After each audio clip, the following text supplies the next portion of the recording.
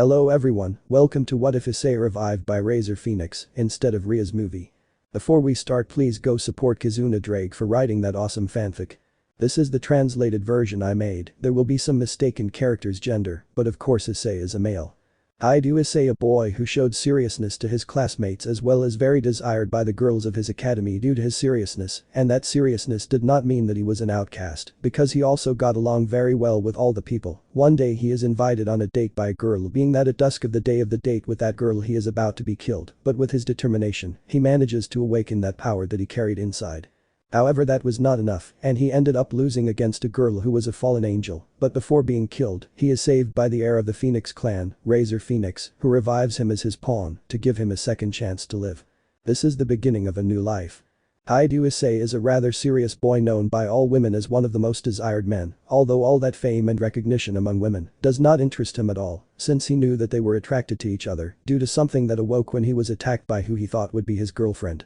A few days ago he had a date with a girl named Yuma who asked him out and he couldn't refuse and ended up accepting. The day of the date was a normal one, since Issei already had some experience due to the dates he had had with a large part of the girls from the academy who at the end of the date asked him out, but he rejected them all, saying that he was waiting for the right one, and although they cried due to the rejection, he managed to comfort each one of them with a kiss, since it was the only way for them to calm down and not suffer anymore. After the date at sunset, the date with the girl had ended up being that they were now in front of a bridge. "Now what do you want to do, Yuma?" asked the brown-haired man seriously. "Can you die for me?" she said, a pair of angel wings appearing on her back as well as a spear of light in her right hand. "It was a great day, Issei-kun, but it's time for you to die to save my life. You're a hypocrite and I was seriously thinking about going out with you," he said, scratching his head, "but it seems that's impossible now. I'm sorry, Issei-kun, I would like to go out with you, but if I do I'll die and I don't want that," he said, smiling. "Maybe in some future, we'll see each other, bye." Saying that, Yuma throws the spear towards Issei, but he manages to dodge the spear of light, which surprises the girl. "What?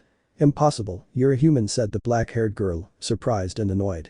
"Maybe I am, but I've trained all my life," Issei said, smiling, "and I don't think you're going to beat me that easily." "Wow, you're amazing, but you'll still die," he said, throwing another spear which Issei manages to dodge, but he throws another one which was impossible for him to dodge. "If I had more strength," said Issei as something inside him ignited and a red gauntlet appeared on his left arm with which he broke the spear with a blow, but what the hell? "Impossible woke up like nothing, boosted gear, damn it," said the brunette, annoyed, "but it still won't be enough to beat me. If that's its name then it means it increases power, so it will be useful," said Issei, smiling. "Let's see what it can do." Saying that, the gauntlet gem began to blink every 10 seconds as Issei knew that his power was increasing, thus managing to dodge each spear of light from the black-haired girl. But after the gem shone 5 times, Issei began to feel dizzy as well as his vision became blurry. What the hell?" said Issei, falling to his knees, spitting blood because his body couldn't take it anymore, and in that moment the black-haired girl throws a spear of light which pierces Issei's stomach. "Shit, damn. You fought very well, Issei-kun, but this is our end," said the black-haired girl, approaching Issei with a spear of light. "So it's goodbye, Issei-kun."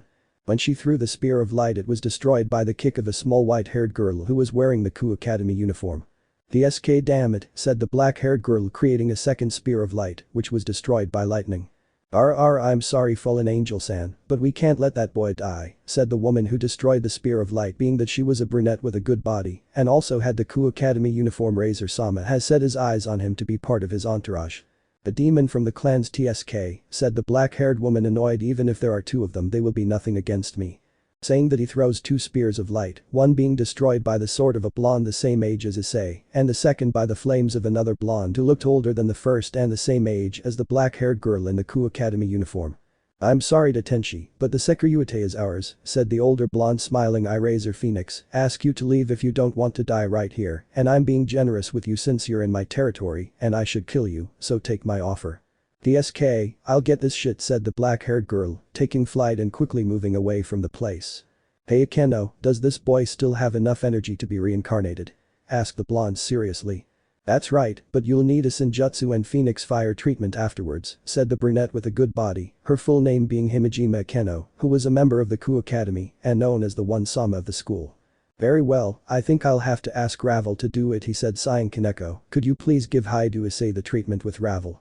"As you command, Razor Sama," said the white-haired girl, nodding, since it was Kaneko Taoju, known as the mascot of the Kuoh Academy. "Ravel, could you go with Kaneko and do it? You know we need all the help we need," Razor said seriously. Could you do it for me?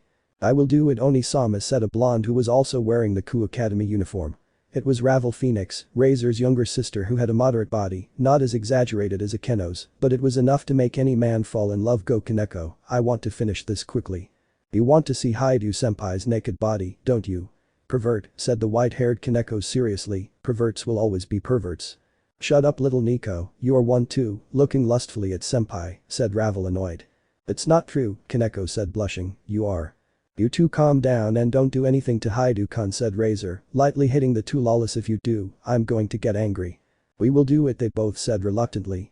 Kiba, watch the perimeter, I don't want any other surprises, said Razor seriously.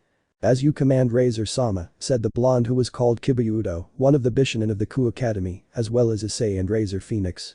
Saying that, Hyoudou Kiba disappears from the place. Both of you take Hyoudou home and give him the treatment, but as I said, don't take advantage of him being unconscious, said Razor seriously. We will do it, they both said, taking Issei as they turned around to stick their tongues out at the blonde. Ah, sigh, sometimes I wonder what I'll do with those little perverts, said Razor smiling, but what does it matter, Akeno, it's time to go.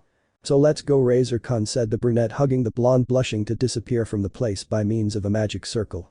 The next morning, Hyoudou Issei was waking up feeling strange.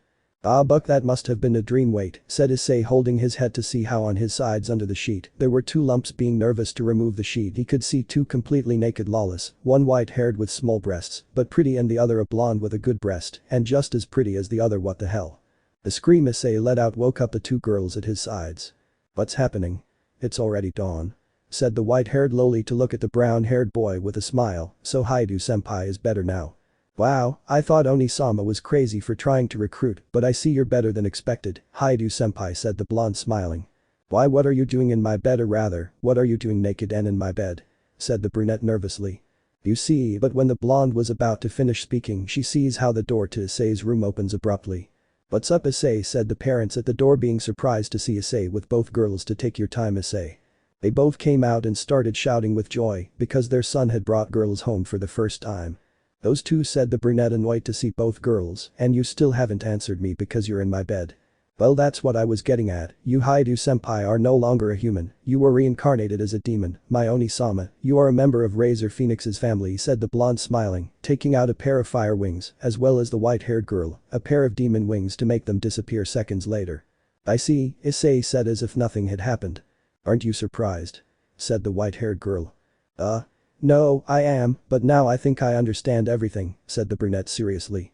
Well, yesterday I saw that the girl I went out with was a being who, judging by her wings and what she looked like, would be a fallen angel, but I still don't understand what this is. Saying that, Issei makes the red gauntlet appear and both of them smiled. So Oni-sama was not wrong, that's good, said the blonde smiling. Razor-sama knew how to choose, said the white-haired woman smiling, now we can avoid it. You're right, Kaneko, said the blonde smiling, shaking hands with the white-haired girl, then Hyoudou-senpai, it's time to go to the academy. Eh? Yes, but don't call me Hyoudou, everyone calls me Issei, and you can call me that too, said the brown-haired boy smiling. Okay then, Issei-senpai, let's hurry, said the blonde, getting out of bed, as well as the white-haired girl taking their uniforms to put them on. You don't seem to be a pervert like the others, Issei-senpai, said the white-haired girl, surprised. Well, yes, I think you're right, I'm not one of those who go crazy over seeing a naked woman, said the brunette smiling and scratching his cheek, but seeing two cute first-year girls I think will calm me down for a long time. I see, said the white-haired girl, understanding, tossing the male uniform to Issei, so dress up as Issei-senpai. Very well, you little perverts won't see me naked anymore, said the brown-haired boy smiling as the two girls blushed. What did you think, that I wouldn't realize that you were looking at my partner all this time? I don't know what he's talking about, they both said, blushing, looking away. Very well, I'll let you two in, said the brown-haired man smiling. After that the trio left the Hyoudou residence, being that Issei's parents could not stop crying, thinking that they would soon have grandchildren, which embarrassed Issei. Arriving at the academy, they attracted a lot of attention, being that Issei, one of the boys most desired by women, was along with Kaneko Taoju and Ravel Phoenix, two of the girls also very loved by men. Then Issei-senpai, we will see each other later, said the blonde smiling, I will come for you after class. It won't be me, said the white-haired girl, annoyed. No, and know your place, Kaneko, said the annoyed blonde. No, you don't know yours, Ravel, said the white-haired girl as they both collided foreheads, looking at each other in a challenging way. Calm down girls, I don't want you to fight over me, so both of you will come for me, said Issei smiling as both of you left happy.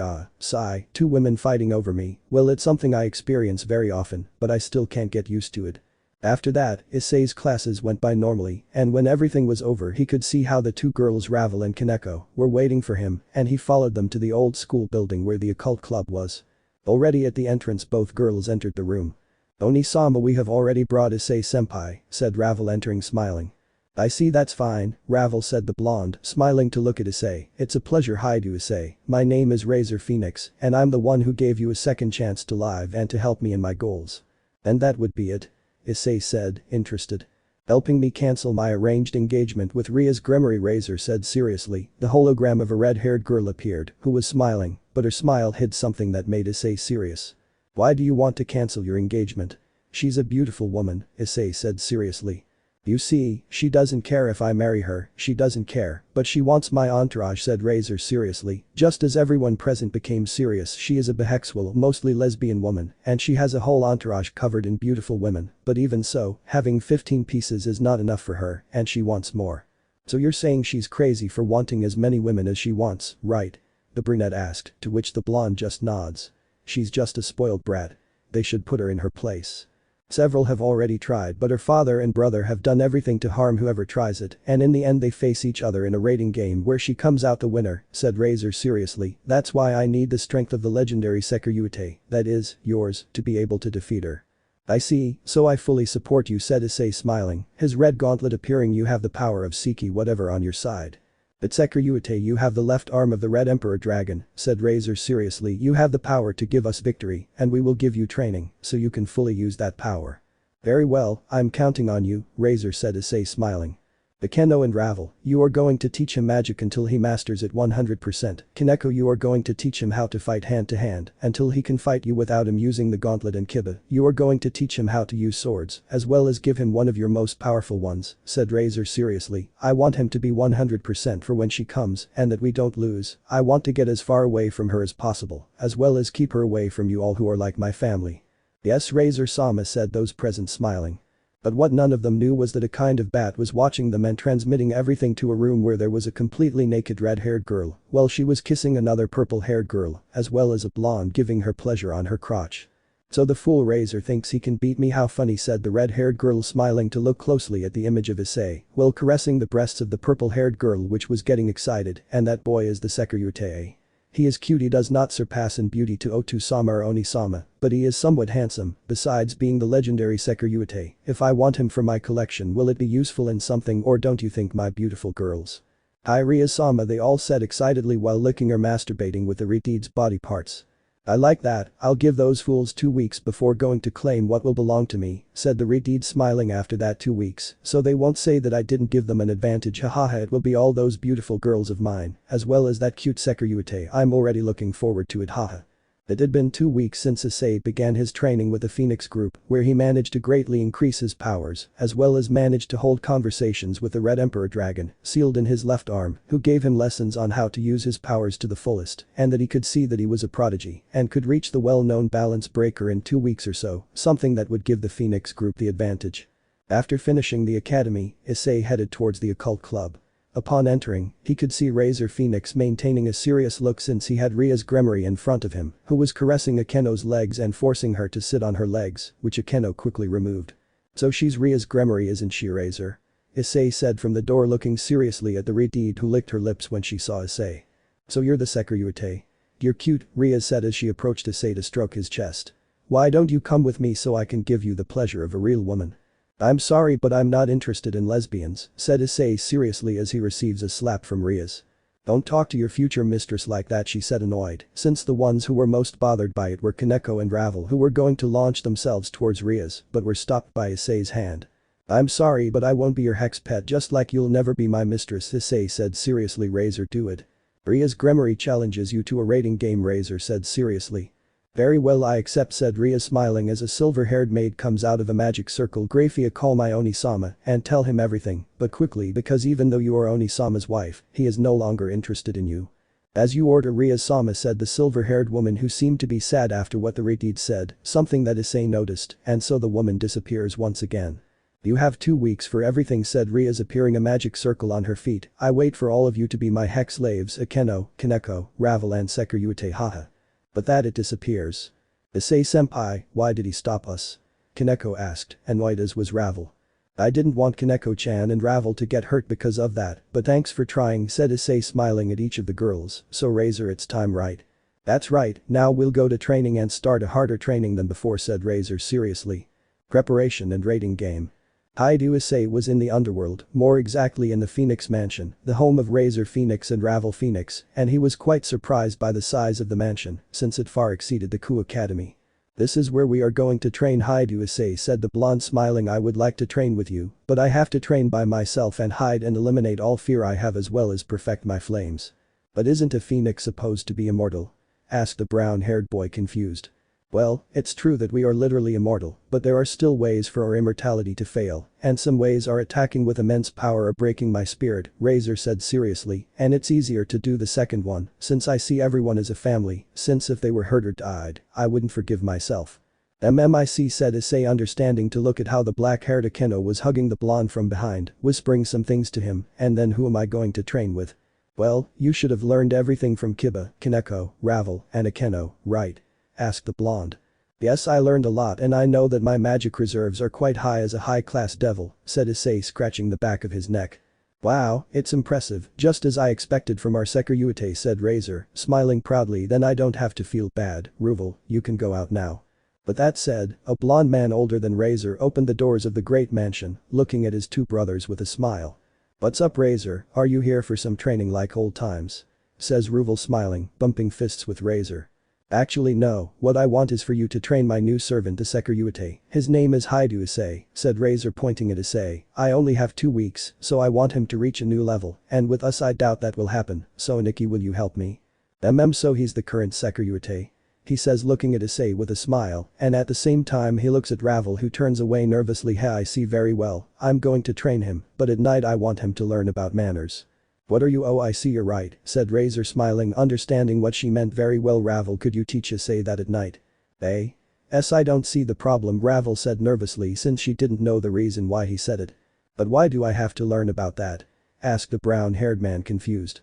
You see, among the upper class, our servants must have good manners with others, so we will receive respect and give it, said Razor, smiling. Kiba, Kaneko, Akeno already know it, as well as Ravel, since she is my sister, and since she was little she was given that role. I see, said the brown-haired man seriously. Well, I don't see the problem, so let's go. But don't think I'll be nice to you, Hyoudou-kun, said Ruvel, smiling. You know I'm among the top 10 demons below the mass, so it will be an exhausting training. Very well, that doesn't matter as long as I can increase my power, nothing else matters, said Issei, smiling. I see you're in the mood to go, Hyoudou-kun, said the blonde, smiling. Days had passed since Issei had begun his training with Ravel Phoenix, and with only 3 days of training, all the members of Razor's entourage had noticed the great growth that Issei had, but he said that this power was still not enough, and that he needed even more to be able to have the advantage against Rias' Gremory and defeat her without losses. 10 days had passed since they started training in the underworld, where now Issei was relaxing in the hot springs of the place, being that Razor and Hyoudou were also there. Hyoudou-kun, do you still think that level is enough? Razor asked, looking at Issei seriously. Not yet, said Issei, looking at his left hand. I still haven't reached the power I want and need. I'm close, but I need more time. You know the confrontation will take place in 4 days. Do you think you can reach him in that time? Razor asked. I don't think it's possible, but I'll try, Issei said seriously. I can't let that woman win for anything in the world. I see that motivation, I like it, said Razor, smiling. Kiba, how do you see Issei in sword techniques? I'll be honest with you, Razor-sama, Issei-kun is already surpassing me, said the blonde sadly. I didn't think he would have so much potential in swordsmanship, but even so, if he doesn't use the boosted gear I can win due to my knight speed and experience. If he still hasn't surpassed that, said Issei, sighing. He has been a knight for longer, which is why his speed is superior. I have already controlled the rook and bishop, but not the knight or the queen. I still can't get the most out of them. I see, don't be disappointed, Hyoudou, you haven't even been a demon for a month and you've advanced so much, that's never been seen before, said Razor, smiling. Maybe in a month or 2, you'll already surpass me. That should perhaps be taken for granted, said Issei, smiling. I will surpass Razor Phoenix-sama, my king and master who gave me a second chance to live. It seems that in the end the manners classes helped, Razor said, smiling, but well, we'll leave you here a little longer, so you're relaxed and don't overexert yourself. Of course I won't, said Issei smiling. Kiba walking, said Razor, getting up to leave with Kiba. They are at Emperor Dragon, do you think I can reach Balance Breaker in 4 more days? Issei asked seriously to his left hand but didn't receive any answer. You know that this will determine my future if I can have the fight you want against the white one or end up being known as the legendary Hex Slave Dragon, right? You really won't stop bucking around, kid, said a thick voice that showed annoyance, and to your question, if you don't get the balance breaker in a normal way, you can do it by releasing a strong emotion that you have never felt before. Damn, it's harder than I thought, said Issei annoyed, but I'll still try to get that power, and what about the others inside? They still refuse to give you power unless you awaken the armor in a way never seen before, said the Red Emperor Dragon seriously, so you have to try hard to impress them, Hyoudou Issei. Those idiots, said the brown-haired man, annoyed, I'll try to make them cooperate with me one way or another. Saying that, Issei decides to leave the place, since when he decided to go to the changing rooms, he heard a noise coming from the room next door as well as whispers. Kaneko-san doesn't cover the whole space, said a girl. Ravel-sama, you've been looking at me for too long, let me look at you, said the other girl with annoyance. That pair of perverts, Issei thought, smiling. On the other side, the pair of girls Kaneko Taoju and Ravel Phoenix were watching Issei undressed as they were drooling. Issei-senpai is handsome, they both said, drooling, but when they blinked they stopped seeing the brunette. Huh? Who is it? Issei said, looking at both of them through the hole in the wall. Aye, they both screamed, scared. Issei-senpai, pervert. And the pair of perverts who were spying on me says so, said Issei smiling, leaving the place after changing, looking at how both girls were blushing and nervous at the entrance. What's going on? Issei-senpai, don't tell Razor-sama anything about this, please, said the nervous white-haired girl. That's right, don't tell Oni-sama anything about this, please, said the nervous blonde. We hide our perversion, because if Oni-sama found out he would scold us. And why were they spying on me and not Kiba? The brunette asked. You are more handsome and desirable, they both said at the same time, smiling and with stars in their eyes, making the brunette nervous. Oh okay, I see, Issei said nervously, but where did you get all that perversion? You don't seem like the perverted type. Well, a couple of months ago we saw a perverted magazine that Akeno Onasama had in her room, and from then on we couldn't stop thinking about things like that, said Ravel, blushing. And we decided to keep it a secret, and we decided to spy on Hyoudou-senpai, but nothing happened like when we saw that magazine, and although Razor-sama knows that we are somewhat perverted, he doesn't know that we have been spying on him all these 10 days, said Kaneko, blushing. You see, wait, these 10 days you've been spying on me? Said the brown-haired man, surprised. I never realized.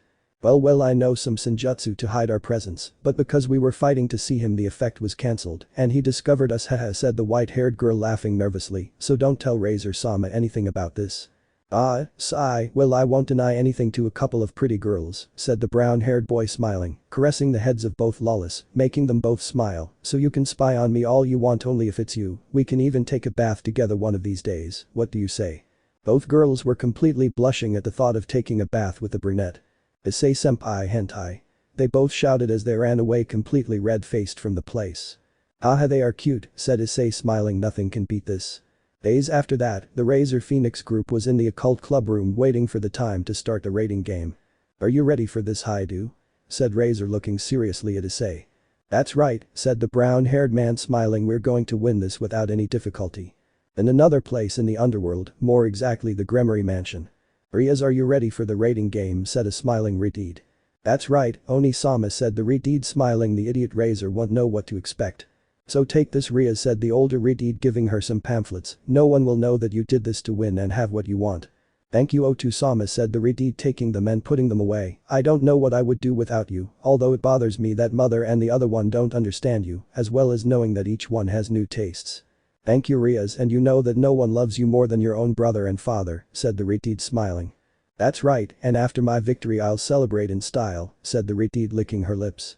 We hope you enjoy it a lot, Rias, said the older Redeed. Without further ado, I will leave.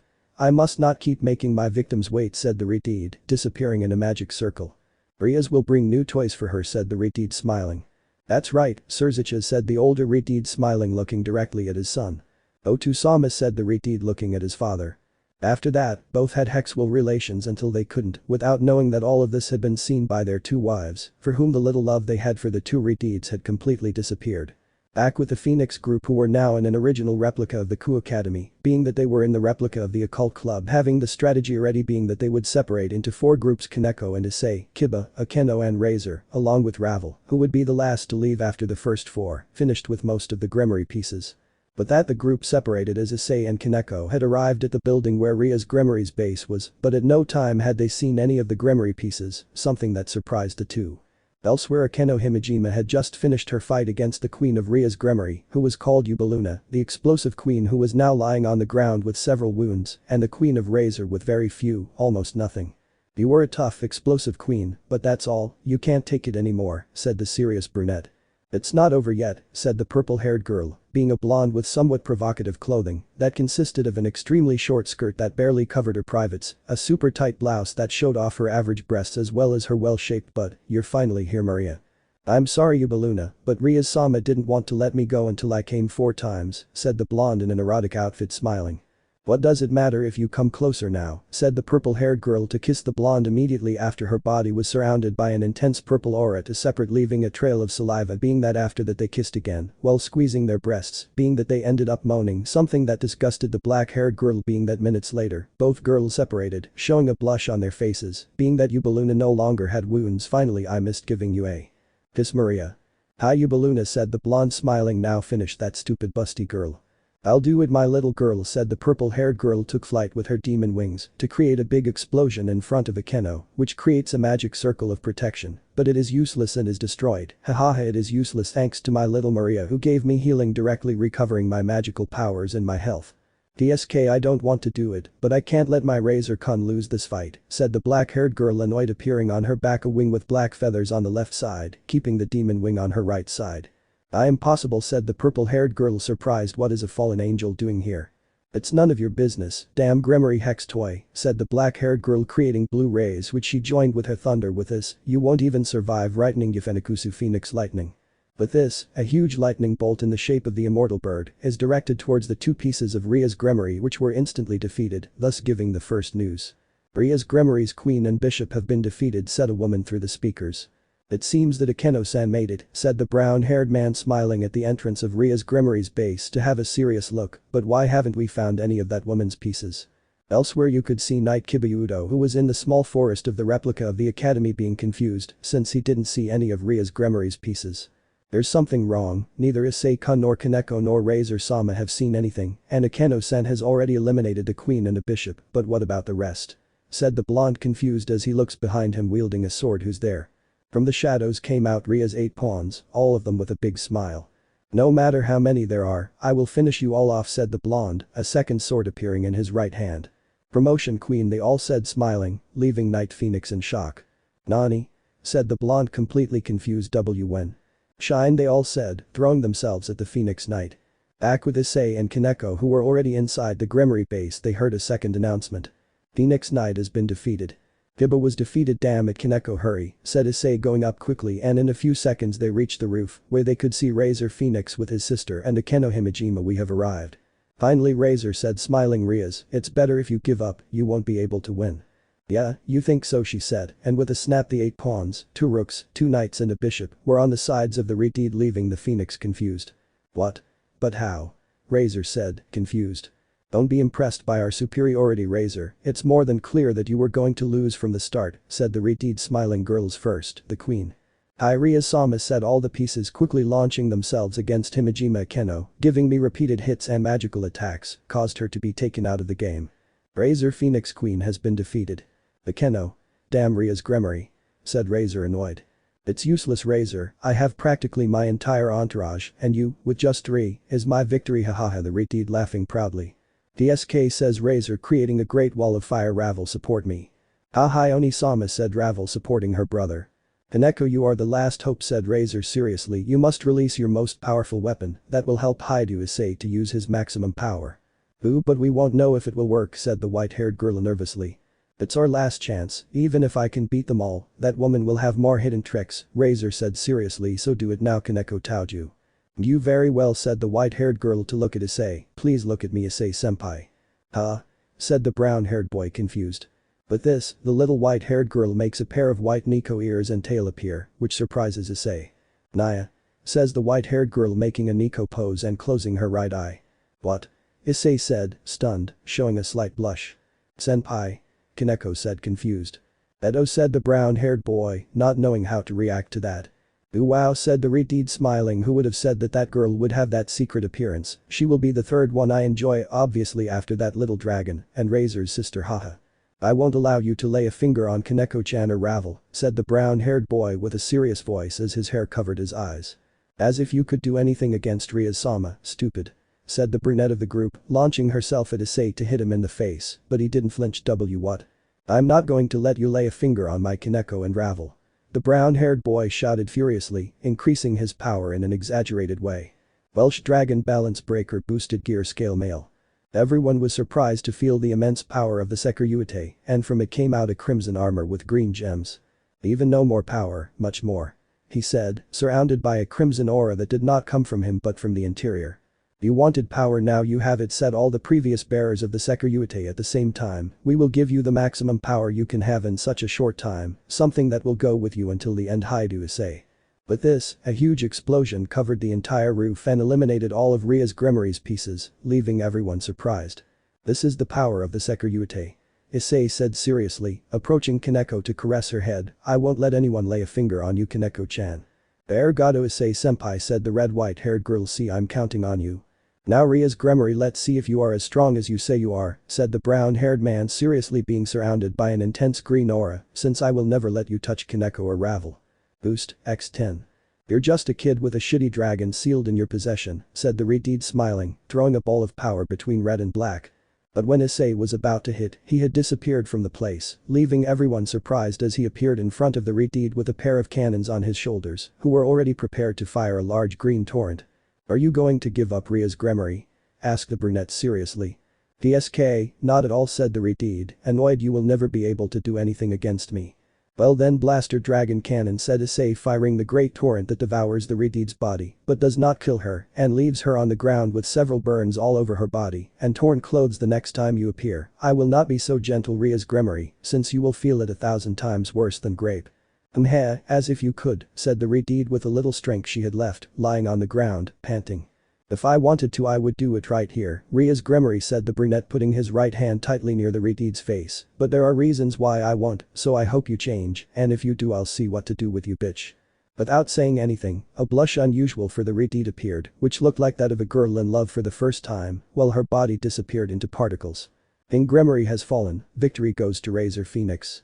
"We did it," said the brown-haired man, his armor disappearing and falling to the ground on his back, starting to pant. "My body hurts." "You did it, Issei-senpai," said the white-haired girl, hugging Issei.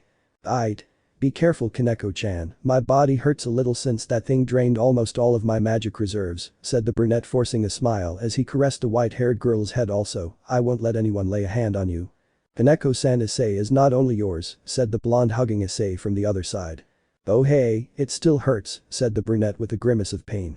"You did better than I thought, Issei," said Razor, smiling. "You will go straight home and take a good rest for 2 days." "Thank you, being alone in bed sleeping will be what I need to calm my pain," said Issei, smiling to close his eyes. In another place where the spectators were, both Redeeds were furious while a brunette and a silver-haired woman were just smiling. "That bastard cheated, there was no way he could beat Rias," said the younger Redeed furiously. "It's true that bastard uses traps," said the eldest Redeed and Gremory patriarch. "Sirzechs and Succubus, the Sekiryuutei didn't cheat compared to Rias," said the brunette Venelana, annoyed. "I don't know what you're talking about," said the older Redeed, looking away. "It was impossible for all of Ria's pawns to promote to queen at once, so you gave her something to cheat on," said the silver-haired Grayfia. "It's not true, she played legally, so Grayfia, obey me that I am your husband and master," said the younger Redeed and Mao of the underworld, furious. "I'm sorry, but with what I've seen and know about you, I don't think I can see you as my husband anymore, much less as a man," said the silver-haired woman seriously. "The Sekiryuutei is much more of a man than you two, since he didn't cheat to support someone." "That's a lie, maid, he cheated and you know it," said Succubus angrily. "It's not true, Succubus, the juice compliments cleanly," said the brunette, annoyed. "He's more of a man than you two who spend their time bucking each other, even though you're married to us." "And so what? I don't care about anything anymore, I don't even like you, Venelana, I only keep you so that my beautiful Rias doesn't live without a mother," said Succubus without caring. "You two are too old, but Rias is much more beautiful and younger," said Sirzechs, smiling. "Otu-sama, let's go with Rias to try to pamper her so she can return to how she was before." "Very good idea, son, let's go," said Succubus, smiling. "You two do whatever you want and we're not interested." With that, both redeeds left, since the two women were furious with the attitude of those who were legally their husbands, so they looked at the screens where they stared at the Sekiryuutei, and they smiled since they knew that he could accept their feelings, and if he did, he could repair the damaged hearts of both women. The redeed Rias Gremory was in intensive care being quickly recovered with Succubus Gremory's regenerative magic. "Rias, are you okay?" asked the redeed, caressing the redeed's cheek. "Don't worry, that brat will pay for what he did to you." "Leave it like that," said the redeed, looking away. "I don't want them to do anything to him." "What are you talking about? He cheated in your battle against Razor, and he should be punished," said the red-haired Sirzechs, annoyed. "I said no," the redeed shouted in annoyance. "They won't do anything." "Rias," they both said to leave the room and leave Rias Gremory alone. Remembering the words the brown-haired boy said to hug a pillow, change, maybe I'll change this way of being. In the human world, more specifically on the outskirts of Kuoh, a person could be seen wearing a white trench coat with something on his back covered in bandages, looking at the city with a smile. "After so much time I've come back here," said the person with a feminine voice as well as a green lock, and several blue ones could be seen while taking a photo of what appeared to be two children, one with blue hair and a green lock hugging a brown-haired boy with one arm around the neck as well as sticking him to his chest, who showed a slight blush while the girl just smiled. "I hope you're okay, Issei, that I've come back after so many years." 2 days after the raiding game ended, Hyoudou Issei was on his way to school while yawning. "Yawn, it was a nice little vacation," said the brown-haired boy with a smile. "Hi." "What?" the brunette said, seeing how a girl in a nun's outfit had tripped and approached to help her. "Are you okay?" "Hi," said the girl nervously, so that what was covering her head and face flew away and revealed a blonde hair with green eyes. "Thank you." "I was glad," said the brown-haired boy smiling. "By the way, my name is Issei, Hyoudou Issei." "Nice to meet you, Issei-san," said the blonde smiling. "My name is Asia Argento." "Problems, childhood friend and the curse." Hyoudou Issei was accompanying the girl named Asia Argento, who was a nun who came to Kuoh and was going to meet a friend of hers at the old church in the city as she was about to arrive. "So you're meeting a friend of yours here, huh?" said the brunette walking next to the blonde. "Hi Issei-san," said the blonde smiling. "She is one of the few people who are my friends and I love her very much, but you are also a great person, Issei-san, and I am now considering you a very important friend." "But I didn't do anything," said the brown-haired boy, scratching his cheek. "You helped me and you're accompanying me to see my friend, even though that's what you are," said the blonde, whispering the last words at a level that not even Issei could hear. Did you say something?" the brunette asked, looking at her. "I didn't say anything, Issei-san," said the blonde, smiling to see how they were already very close. "This is more than enough, Issei-san, and thank you very much for your help."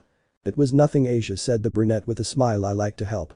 "Then I'll keep your secret," said the blonde, smiling as she continued walking. "I hope to see you again, Issei-san." "Good luck, Asia," the brunette said, trying to remember what she said and get confused. "A secret? Does she know I'm what am I thinking? That sounds stupid." But the blonde Asia Argento, who was already in front of a white-hooded person. "Asia, you took a long time," said the person with a female voice. "I'm sorry, Arena-san," said the blonde, sadly. "I had a small accident, but someone helped me." "I see," said the girl, taking off her hood and showing a pair of pigtails and brown hair with a smile. "Let's go and do the mission Michael-sama gave us." "Hi," said the blonde, smiling. With Issei, who was in the occult club, sitting on one of the sofas while Kaneko was sitting on his legs eating a popsicle as well as Ravel was sitting next to him, both lawless with a smile. "The issue of Rias Gremory's engagement was resolved and I think it won't bother us for a while," said the blonde Razor Phoenix with a smile while drinking the tea prepared by the black-haired Akeno. "For a while?" asked the brown-haired man, confused. "That's right, although I doubt she'll try to do anything. I don't rule out that her father Succubus Gremory or even her older brother Sirzechs Lucifer will try to do something against us, and maybe all her hatred will go against you, Issei, since you were the one who defeated her in a humiliating way," said the blonde seriously, "so we'll have to train even more to be able to at least defend ourselves from anything he tries. If he tries to harm them, I don't even care if he's a Mao or Kami-sama, if someone tries to harm Kaneko-chan, Ravel, Razor, Akeno-san or even Kiba, he'll pay for it," said the brown-haired boy with a smile, "since I won't allow him to lay a finger on my companions." "I'm counting on you, Issei-kun," said the black-haired girl with a smile. "I like your motivation, Issei," said the blonde with a smile to show a serious face, "but Sirzechs Lucifer is not a common Mao. If it were against the Mao Leviathan and Asmodeus, you would have at least a minimal chance, but against Sirzechs Lucifer, now your chance of winning is 0%. The brown-haired boy said, surprised. "Is the Siskin that strong?" "That's right," said the blonde seriously. "He is the strongest demon that has ever existed and possibly exists, and I have even heard rumors that his power almost rivals that of the celestial dragons Welsh dragon and Vanishing dragon, before they were sealed." "What?" said the brown-haired boy surprised, clenching his left fist, so if I were to face him, it would be like a baby facing a lion, damn it. As soon as the holidays arrive, concentrate 200%, not 500%, on your training, said the blonde seriously, since not even with my help, or that of everyone here could we even touch him, and we would be eliminated with his power of destruction. Would that power be something like the Hakai from Dragon Ball? Asked the brown-haired boy looking at him. That's right, said the blonde, sighing, it doesn't reach that level, but it's practically the same. So it's a big problem, said the brown-haired man seriously, but if he tries to do something, I don't mind sacrificing my life to protect them. Let's hope you don't have to get to that point, Issei said the blonde seriously, since we could be sad, especially Kaneko and my little sister Ravel. Onisama, don't talk too much. The red-haired blonde shouted. Calm down Ravel, I love you too, said the brown-haired boy smiling, caressing her hair, who fumed upon hearing Issei's words. Does senpai love me? Asked a white-haired loli, looking at the brown-haired man. I love you too, a lot, Kaneko-chan said the brown-haired boy, hugging the white-haired girl, who smiled, and I will never allow anyone to hurt you, and whoever does will not live a single minute longer. We'll leave you two alone, said the blonde phoenix, getting up from his seat to leave with the Keno and Kibayudo. The second and first years will be on break for an hour due to meetings and various other things, so we'll leave you two alone for a while. So why is Kiba coming out? The brunette asked. I have things to do Issei-kun, and I don't like to disturb a friend's relationship, said the blonde Kiba smiling, so see you. Take care of Kaneko-chan and Ravel Issei-kun, said the black-haired girl smiling, but don't overdo it with them until they formalize their relationship, although I wouldn't mind giving you a little punishment. When she said that, Issei felt a strong chill as he saw the black-haired girl show a big smile and slight excitement. Calm down Ikenos and I won't do anything like that, said the brunette nervously. See you then Issei-kun, said the black-haired girl coming out next to the blonde phoenix with a smile. The Keno-san is scary, said the brunette nervously. She is like that because she is my brother's girlfriend and fiancé, or that is how they treat each other, said the blonde phoenix, sighing. Their relationship is not yet fully accepted by Otu-sama and Oka-sama, but perhaps with what happened both will accept their relationship. I see, said the brown-haired boy, understanding, so if they accept Razor and Akeno-san's relationship, they can accept my relationship with you, huh? That's right. Is what are you talking about? Said the blonde, fuming and completely red. Don't worry, I won't force you into anything yet, said the brown-haired boy with a smile, but I would like to go out with you and Kaneko-chan. I would also like to go out with senpai, said the white-haired loli smiling. I would like that too, said the red-haired blonde phoenix. I was glad, said the brown-haired man with a smile. Well then, what will we do, Kuoh? Before he could say anything, a voice echoed in his head, making it start to hurt for some reason. Save the belly. What? Said the brunette, holding his head with both hands, which was starting to hurt excessively. Get out of my head. Salve Rias Gremory. You shut up. Shouted the brown-haired boy, holding his head, alarming the two lawless who moved to say, but he fell to his knees holding his head. I won't do that, damn it. If you won't listen to me, I'll take your body. I won't leave you. The brown-haired boy shouted, falling unconscious and motionless. Issei. They both shouted, shaking the brown-haired boy, trying to make him react, but it was useless. Issei, wake up. In Issei's subconscious he could see how everything was black, and in front of him was someone identical to him in every way, aura, age, appearance, voice, and he even had the boosted gear, but his power was even greater, and he could feel how he had an aura almost entirely of a dragon. Why do you look like me and what the hell do you want? Said the brown-haired Issei seriously. Why the hell do you want me to save Rias Gremory? You must save Butcho, not Rias Gremory, said the other brunette seriously. I have been protecting the woman I love for almost a year, and I will not let her suffer. Then I'll have to beat you, so you leave me alone, said the brown-haired man seriously, making his balance breaker appear. I don't know what the Rias Gremory of your world is like, but she's not the one you know. We'll see about that, said the other Issei, also making his balance breaker appear. Promotion Rook. When he said that, the second Issei transformed his armor to become even thicker and more resistant. What? Said the brown-haired boy in surprise. TSK, then I'll do the same. Promotion Bishop. With that, a pair of cannons grew on the chestnut shoulders. Why doesn't it surprise me that you have them? The other brown-haired man said to himself. Boost, X30. Braig's voice resonated, but it did not come from Issei, but from the other Issei, the one who wanted to protect Rias Gremory. Do people can play that game? Said the brown-haired boy with a smile. Boost X30 transfer. Come here, damn you. Shouted the chestnut-haired man, loading his cannons. Without saying anything, the other Issei launched himself at him at great speed, considering the thickness and weight of the armor. Disappear. Blaster Dragon Cannon, Issei shouted, launching a great torrent of crimson power towards the other Issei. Solid impact penetrate, shouted the other Issei, hitting with great force the torrent which had incredibly crossed him. What? Said the brown-haired boy, surprised. There are still many things you must learn, said the brown-haired boy with a smile appearing in front of Issei, as your power level is not enough yet. Promotion Queen Crimson Cardinal Queen. When he said that, a completely crimson armor covered the other Issei's body as cannons appeared on his wings. I'm sorry, but I have to save Rias Gremory here. Shouted the other Issei, carrying a large amount of augmentations, and I'll give you back your body after I save her. I'm sorry for me or you or whatever you say. When he said that, a great torrent completely devours Issei, defeating him and leaving him knocked out for a couple of hours. Rias, wait for me, I won't let him do anything to you. Said the other brunette in his mind to wake up and control the body of the Issei we know. Issei-senpai, I'm glad you're okay, said the white-haired girl smiling. I'm sorry Kaneko-chan, he said with a smile and walking away from both of them. I'm sorry, but I have to do something. What thing, Issei? Asked the blonde phoenix. It's something personal, Ravel, said the serious one to clench his fists and create a magic circle, making him smile. See you later Kaneko-chan, Ravel. Saying that, he disappears and walks away. Although I don't remember well what happened, Rias, I won't let him do that to you, he said, clenching his fists. Flashback. You could see how that Issei was in front of the son of the original Maorizivum Liven Lucifer, whom he had humiliated with a new power, but with it, he paid a great price and fell unconscious to be left in a completely black place and without knowing how to get out of there. Rias, Akeno, Asia, Kaneko girls, where are you? Shouted the brown-haired boy, looking everywhere when a black screen appeared in front of him and something started to play. Confused, he watched as a video played where he saw how Diodora was about to hexually abuse Rias, but he didn't know how it happened since Diodora died months ago, and he could feel how that Rias Gremory was not the Rias he knew, but he still wanted to prevent that from happening. Damn it, I have to save her. The brown-haired man shouted to expel a large amount of aura, and when he did that he could see something, and it was Kaneko and Ravel talking with a smile to someone at the same time as Razor, Akeno and Kiba, something that confused him completely, but he also managed to hear the words and everything they said, something that surprised him even more, but he decided to make him or them listen to it. Save Butcho. Final flashback. Issei was already in front of the place where Rias Gremory was, that Rias who saw that she was about to be abused, that one who even with everything was still weak from that battle she had against the Issei that we know. I won't let you touch her, Diodora. Nightingale's ultrasonic, he shouted, making his armor appear, but one lighter than any he had ever had, as he turned on his thrusters. Diodora. But that he launched himself at great speed towards the room where Rias Gremory was. There Diodora looked at the Redeed with a smile. So you were defeated by a mere low-classman, huh? You're very pathetic, Rias. Diodora River. What do you know, Diodora? The Redeed said, annoyed.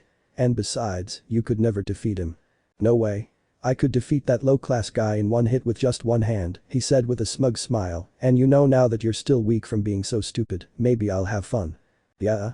You wish, the Redeed said seriously, trying to throw a sphere of the power of destruction, but both arms were held by chains that stuck to the wall. What? Let's just say I have some contacts, Diodora said with a smile, and I'm going to have a lot of fun with you, haha. Don't even think about it, Diodora. Huh? Said the green-haired man, looking towards the direction of the voice, only to receive a strong blow that sent him flying through the entire building and threw him a great distance, leaving him unconscious. No one will touch Rias Gremory while I'm here, he said seriously, making his armor disappear and seeing the Redeed. Why? The Redeed said, confused. Why did you do that? I couldn't let anyone hurt you, Rias, he said, looking into her eyes, which made her blush. No one will hurt you while I'm with you, Rias. Why? Said the blushing Redeed. Do you want to know why? He said, approaching the Redeed, who became nervous as she nodded slowly. Because I. Before he could say anything, an intense pain appeared in his head, causing him to hold it with both hands. Damn, I thought you'd be even more unconscious, said the annoyed man in his mind. I won't let you take control of my body, imposter. Issei shouted furiously. We are the same damn idiot person, said the annoyed man in his mind to see the Redeed. We will see each other again later, Rias. Saying that, he creates a magic circle at his feet with which he disappears while Ria's heart was beating 1,000 times an hour and she still had a blush on her face, making it clear that she had completely fallen in love with Issei. Back with him, he had already returned to the occult club and fell to his knees holding his head. Disappear from here, damn you. Issei shouted, taking control of his body again and thus completely making the other disappear, the being that had returned to where it came from, or so he believed since he didn't know where it came from, or if it was where that Issei came from. Did I come back? Senpai, what happened? Asked the white-haired loli, looking at him. No, nothing, the brunette said nervously because he didn't know how to explain what happened in his subconscious.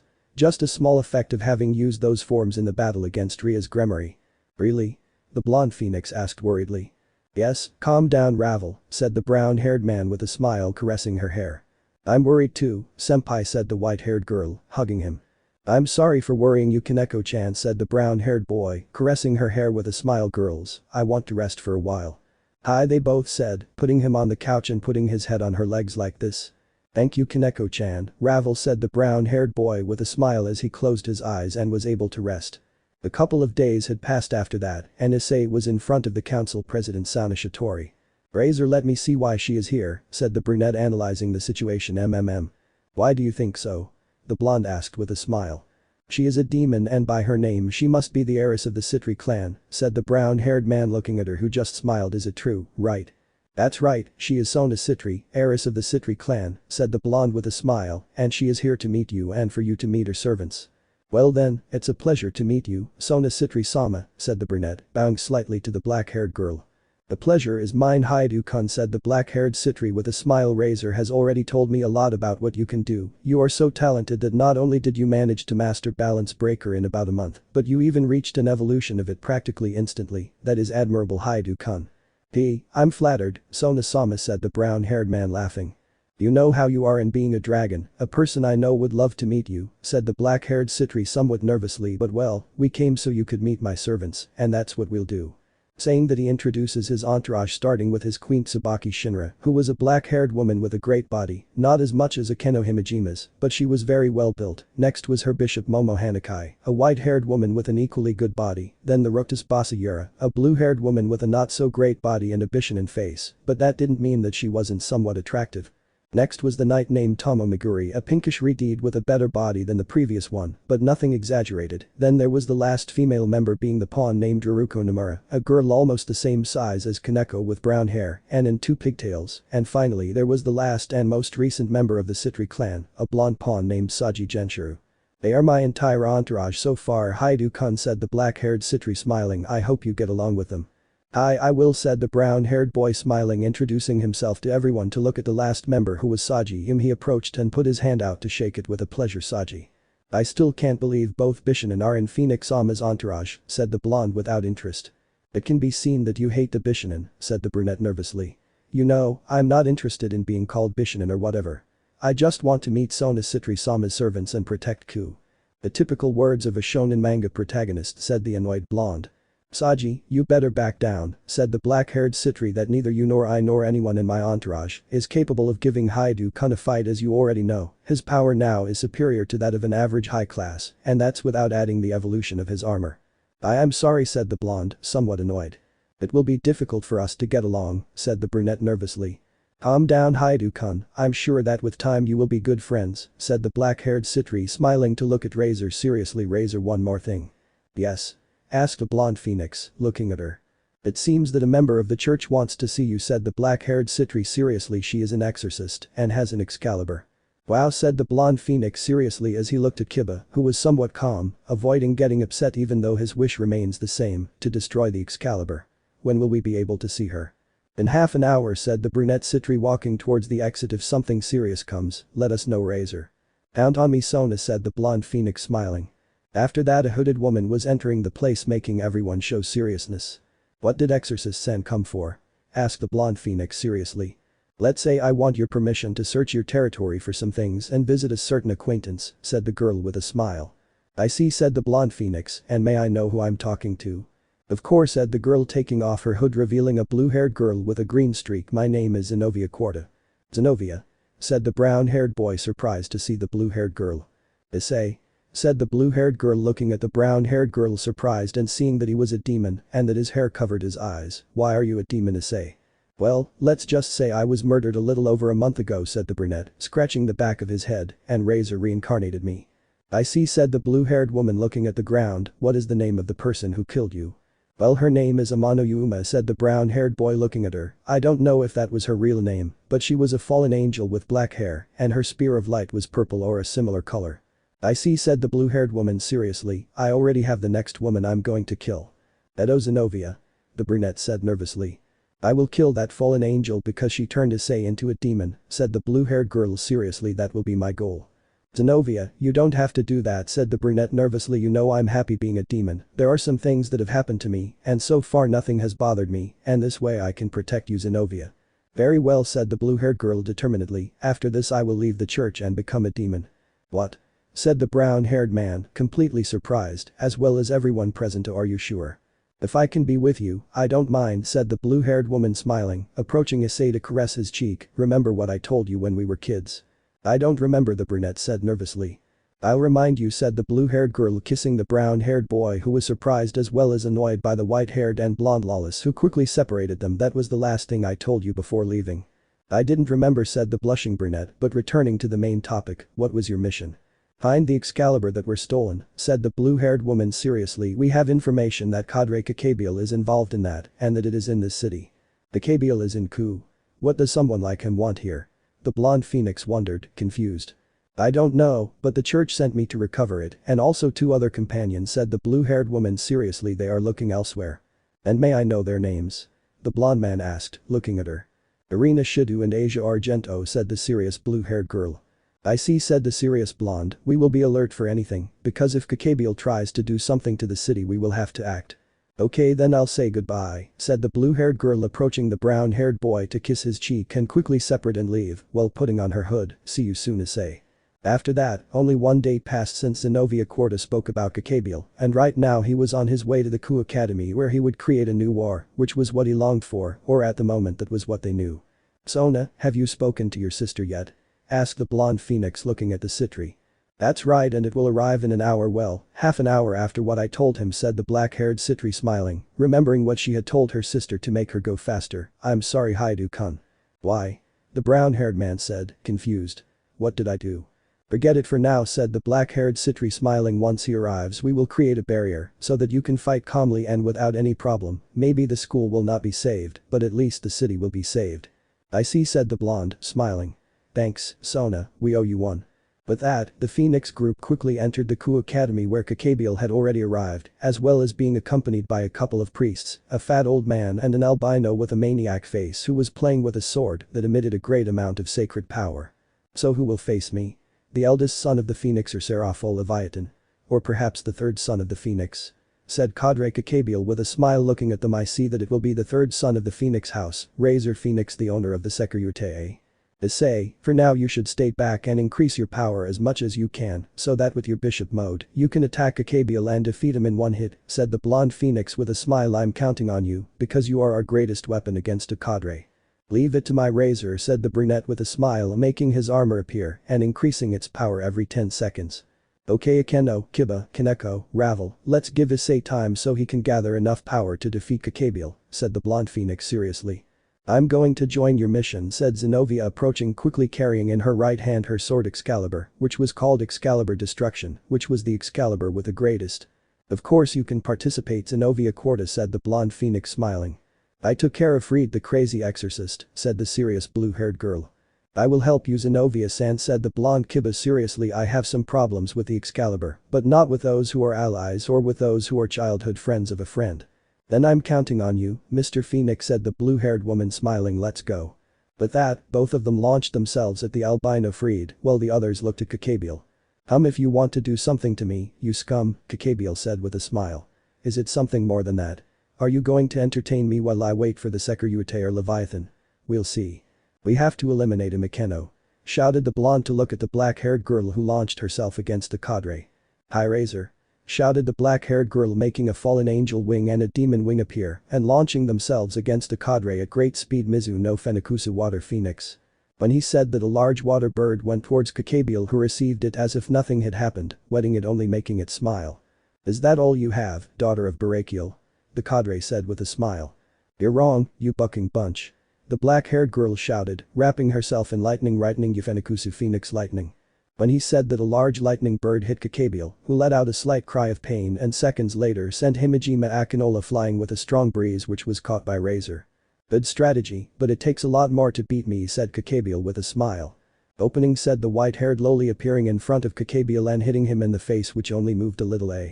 Nice try, girl, but it's not enough, said Gabriel with a smile as he stabbed Kaneko in the chest with a lightsaber and held her head. Ha ha ha ha, how fun. Kaneko. shouted the brown-haired boy, not giving a shit about the plan and appearing in front of Gabriel with rage in his eyes. Damn wretch. When Issei shouted that his armor increased in size and thickness, hitting the cadre in the face, throwing him against one of the academy buildings, destroying it instantly. Kaneko. Issei shouted, carrying the lowly in his arms who wasn't breathing, causing him to shed tears of pain, as well as his voice becoming weak and his armor disappearing. Kaneko, please tell me something, please Kaneko-chan. Kaneko said the blonde phoenix, looking at how he no longer felt the peace of Kaneko's tower, making him clench his fists and be enveloped in a large amount of flames while shedding tears. Damn Gabriel. Kaneko said the blonde rival, clenching her fists and shedding tears as she saw her friend and rival being pierced by the lightsaber. Ahahaha, the boss knows how to kill Niahahaja. The albino Freed laughed maniacally. Zenovia-san, you destroy the Excalibur that madman has, said the blonde with his eyes covered and being wrapped in a black and white aura, holding the handle of a sword, and I'm going to kill him.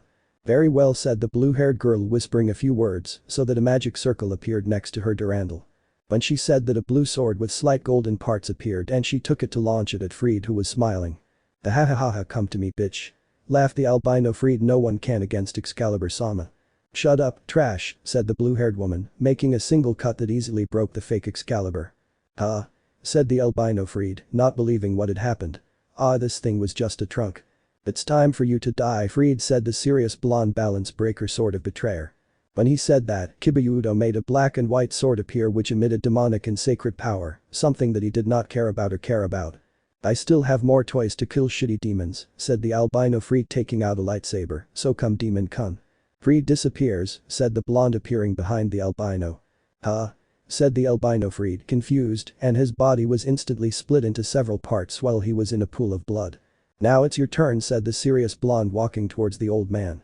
Stop you, I have many things to prove, said the old man, trembling. I'll tell you what I know God is. I don't care, God, you hurt a friend of mine and made Issei-kun suffer, and I will never forgive you for that, said the serious blonde, appearing behind the old man who was split in half. Now you continue, Koka. When he turned around he could see the state Issei was in, which left him speechless, and he looked down, clenching his fists. Please Kaneko, talk to me, said the brown-haired boy with a broken voice and crying a lot. It's useless, mate, said Draig seriously and sadly. Said the brown-haired man, confused and forcing a smile. What are you talking about? Kaneko-chan will be fine, she's just unconscious. It's useless, said Draig seriously, she's dead. When he said that, Issei's heart broke as memories of him with Kaneko appeared in his mind, causing him to be enveloped in a large dark aura. It was a great blow, Sekiryuutei, said Gabriel with a smile while wiping the blood from the corner of his lips, but too late, she died. Hahaha. How dare you?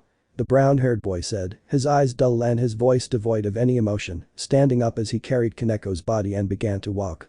How dare you take my Kaneko-chan away from me? It was because he is weak, said the cadre with a smile. All weak people must die. When Issei heard that, a great anger came out from within him. I'm going to kill you, I'm going to gut you, Gabriel, said the brown-haired boy with anger, an anger he had never felt before. As if you could make it into garbage. Shouted the cadre, launching themselves at Issei, hitting him in the face, which hadn't moved a single millimeter. Gabriel, you have made a big mistake by messing with my partner's wife, said Draig, full of seriousness and anger which he shared with Issei. You're going to pay for what Gabriel did, Issei shouted, making his armor appear and increasing his power in an exaggerated way, creating a wave of energy which sent the cadre flying. Nani? Said the cadre, confused. I, the one who will awaken. I am the heavenly dragon who stole the principles of God's domination. I laughed at the infinity and despised the dream.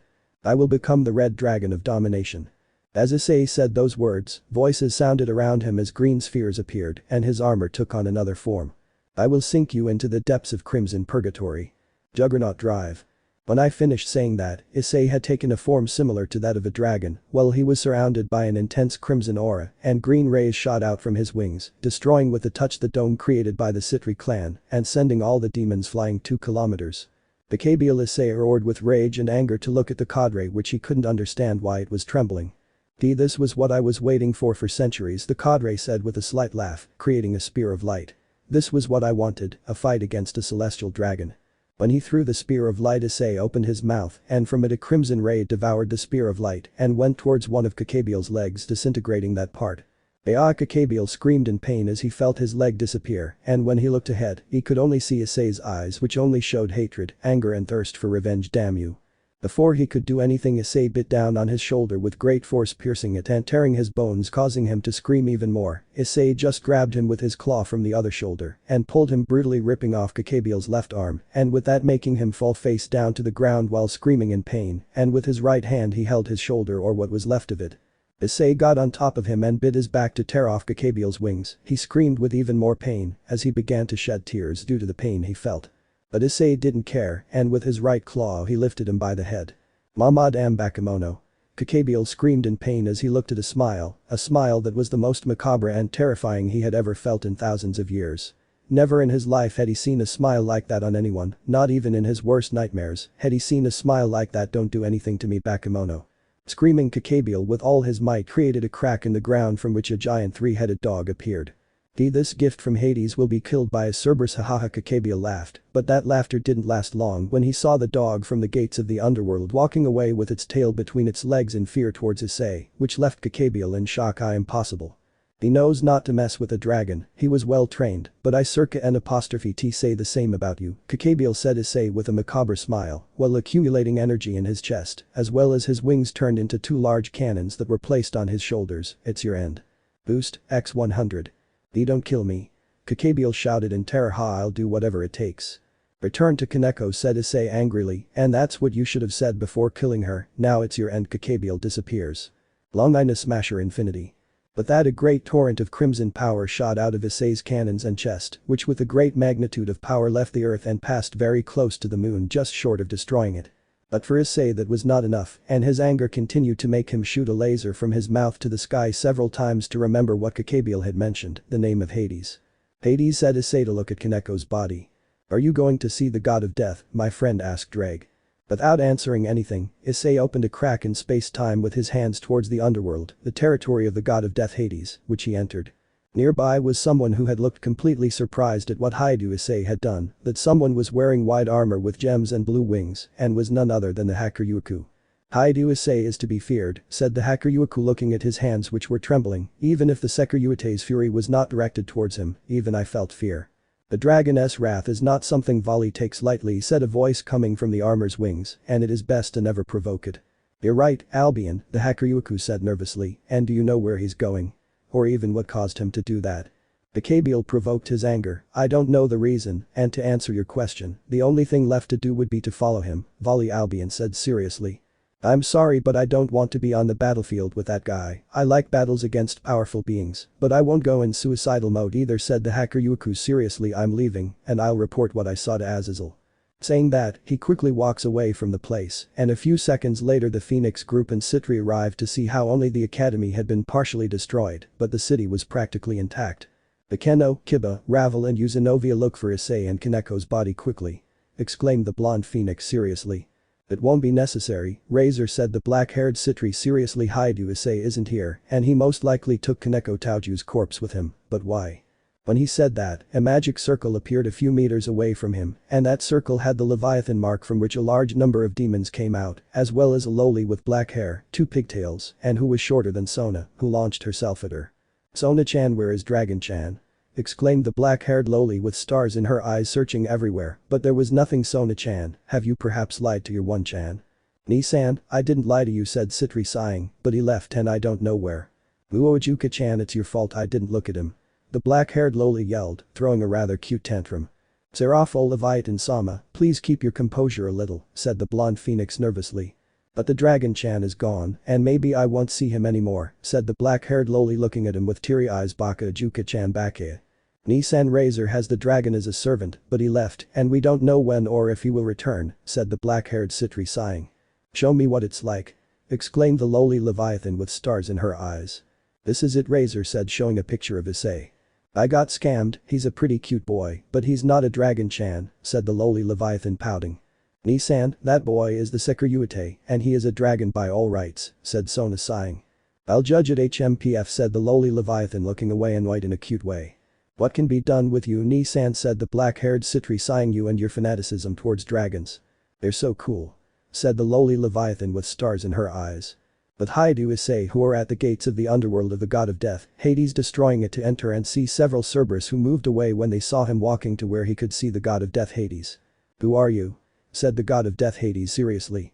You're going to bring someone to life whether you like it or not, Issei said seriously. And if not, what? Hades said unimportantly. Asking Gabriel that, said Issei, letting go of Gabriel's head, something that exalted the god of death. It is impossible for a mere mortal to kill a cadre, Hades said seriously. Do you want to check it out, Issei said seriously, creating his cannons and charging them with energy. You revive Kuoh Tauju or you die. You already know how to show what you're made of, and we'll see, Hades said with a smile. The OOSTX 100. Longinus Mecha Infinity. When he said that again, Issei released a great torrent of crimson power, which was stopped by a hand of Hades, which would have created a barrier. Not bad, mortal, but you're missing a lot more, Hades said with a smile. Penetrate. Wait, what? The god of death said in confusion as he watched his arm being devoured by Issei's power, surprising him. Impossible. Boost. When Hades heard that, he started to get nervous because now that he had lost, he didn't know if he could stop Issei, since he didn't know if it was because of his confidence or because he had a greater power than he had, scaring him if it was the latter. In another more specific place in the region of Asgard, you could see an old man who was watching porn videos on a screen in front of him while smiling like an idiot. That old man was the father god of Asgard, Odin. Not bad, said the old man with a stupid smile to see how his screen turned red, and with the word warning, huh? Odin-sama, there's trouble. Said a woman in a Valkyrie costume entering the room. What's going on, Roswis? The old man asked, looking at her seriously. The territory of the Olympian god Hades is under attack, said the silver-haired Valkyrie to put on the screen what was happening. What's that? Said the god Odin looking at the video. That is a dragon, but we still haven't identified which one, said the silver-haired woman seriously. It came and attacked Hades-sama out of nowhere, that's what's happening right now, and we were informed by Zeus, who has no idea what or who it is, and asks us for an answer. Red and green, said Odin seriously. Hi. Said the Valkyrie confused. What dragons are red and have green gems on their bodies? Asked old Odin, looking at the Valkyrie. We have no reports of that kind, and I don't think there is one like that unless, said the Valkyrie understanding. That's right, what you see is a dragon-shaped armor, said Odin seriously, and there are only approximately 3 of the dragon type, and we completely discard that of the dragon king Vritra, since it is not like that. The celestial dragon Albion is white, so its wearer has a white armor, so it is not, and only the Sekiryuutei would remain. Roswis, look for everything you can about the current Sekiryuutei, name where he lives, and if he is human or another race. Hi, Odin-sama, said the silver-haired woman seriously, ready to walk away, but before she did, she saw something that left her in shock. The video showed how the dragon tore off her right arm with its jaw, leaving the Valkyrie Roswis speechless. That boy is crazy, said the old man, surprised and incredulous.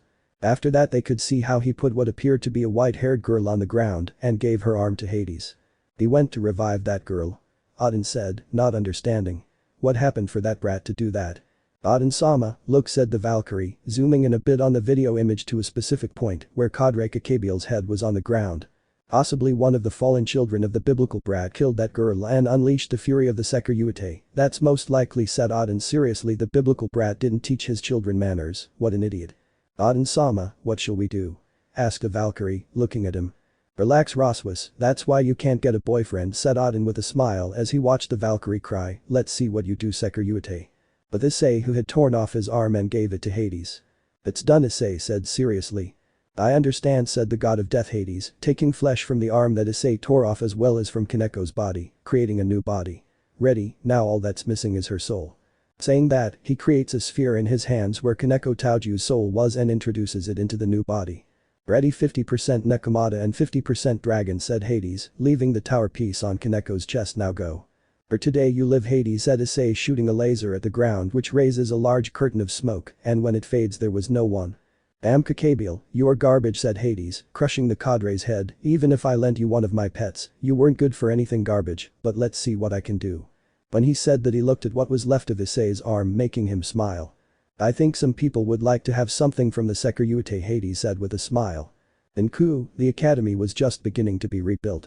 Sona-chan, you got me in, no Dragon-chan came. Shouted the lowly Mau Serapho Leviathan, throwing a tantrum. Your Ni-san will punish you. And Ni-san, have a little dignity, said the black-haired Sitri nervously. Hyoudou-kun shouldn't be long. When he said that, a dimensional crack opened from which Issei came out in his juggernaut drive state, making all the demon soldiers nervous. Sugoi. Said the lowly Serapho Leviathan, excitedly looking with stars in her eyes at Issei in his dragon form, so to speak. Nani, Sona-chan, this is the dragon you told me there would be, right? Why yes, Ni-san, said Sona somewhat nervously. That's it. It's so cute. Serafol Leviathan shouted, hugging one of Issei's legs like a girl hugging her favorite stuffed animal. Can I keep it? Nisan, he is Razor's pawn, said Sona nervously.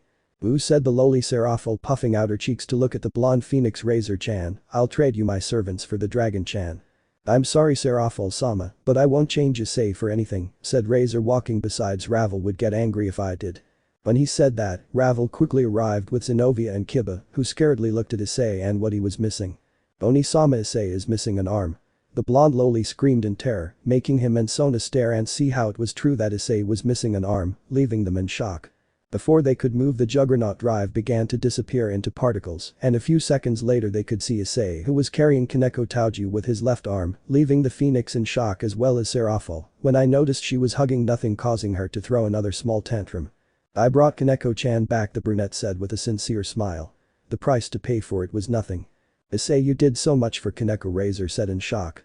It was nothing, said the brown-haired boy smiling. That's what someone would have done, the devil himself would have done to Zenobia and Ravel. Besides, it was because she was weak that Kaneko went through that and had to pay a price. Issei, you paid too much, said the blonde phoenix, hugging him while shedding tears. Calm down, Ravel, said the brunette smiling, stroking her hair. That doesn't matter anymore. I understand, said the blonde smiling. I'm glad you're back, Issei. Issei just smiled to give Kaneko to Razor, and as he moved away a little he suddenly fell, alarming everyone who quickly approached. Issei, what's wrong with you? Zenobia shouted in alarm, shaking the brunette's body. Issei, please wake up. Ravel cried with tears. My partner is on the verge of death, said Draig seriously. What do you mean, Red Emperor Dragon? Asked the blonde phoenix, looking at Issei's only arm. What do you mean, his life is in danger? My partner squeezed all his magical power and literally all his life to maintain that state, said Draig seriously. He lost half of his life before leaving, and the other half he lost when he was in front of Hades, and you could say he defeated him. Everyone was surprised by the words Draig said, since they didn't know how much Issei had given to avenge and bring back Kaneko. How much time does he have left? Razor asked seriously. 10 to 15 days, said Draig seriously. No one could believe that Issei only had half a month to live when Ravel fell unconscious at the thought that Issei would die soon. At a certain distance you could see how the bearer of the vanishing dragon Albion was near a black-haired man with blonde locks in front. So that's the current bearer of the Welsh dragon, huh? The man said with a smile. What are you planning to do, Azazel? The bearer of Albion asked, looking at him. Maybe something to see what this boy is like, Azazel said with a smile, and I don't think I'm the only one interested in what the current Sekiryuutei can do. Awakening and Bichujutsu.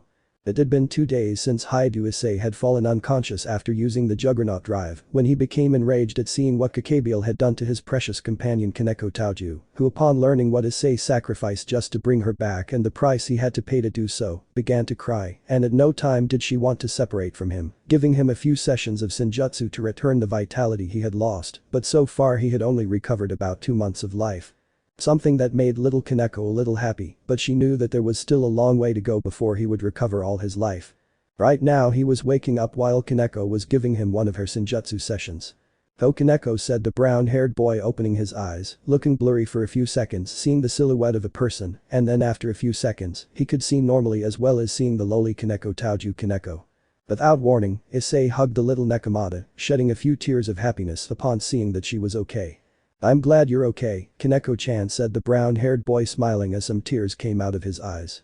"I'm sorry that because of me you lost almost your entire life, senpai," said little Kaneko sadly, "and more than that you also had to lose an arm. I'm a useless Issei senpai." "It's not true, Kaneko-chan," said the brown-haired boy, caressing the lowly's hair. "It was my fault that you went through that. I was supposed to protect you, but I failed and I lost you. I couldn't let Gabriel leave, as if nothing had happened after what he did, so I had to make him suffer for having hurt you." "Please forget that, Issei senpai," exclaimed the little white-haired girl, making the brown-haired boy calm down. "You didn't know he was going to do it, and I was very stupid to have thrown myself at a cadre. It was stupid to do it, Gomen Issei senpai." "It doesn't matter anymore, Kaneko-chan," said the brown-haired boy, caressing her hair with a smile. "I would do anything to protect you, even if it costs me my life." "I don't want you to die because I'm weak," said the little white-haired girl, clenching her fists. "I almost lost you, and I don't want to lose you forever, Issei senpai. So both of us are going to train harder to become stronger," said the brown-haired boy with a smile, "since I don't want to lose my cute little cowhide." "Thank you, Issei senpai," said the little girl with a smile to look at him. "Thank you for everything, Issei senpai. I can never repay you for what you have done, not only for me but for everyone." As long as you and the others are safe, that's enough for me, said the brown-haired man, kissing his forehead. That's all I care about. With a smile, little Kaneko puts her face on her beloved senpai's chest. I'm sorry to have to ruin this beautiful scene, but buddy, we have to talk seriously, mentioned Draig, making the gem appear on his arm. What's wrong, Draig? Asked the brown-haired boy, looking at his arm. Actually, there are two things, one we will talk about here and the other inside, said Draig seriously. The first is divided into two things, one good and one bad. First, the good one, said the serious brown-haired man. Right now thousands of mythological beings, maybe millions, know about what you did, the humiliation you did to Gabriel, and the little game with Hades, said Draig seriously. Bame? But if I ripped off his arm and he was afraid of me, said the brown-haired man, confused.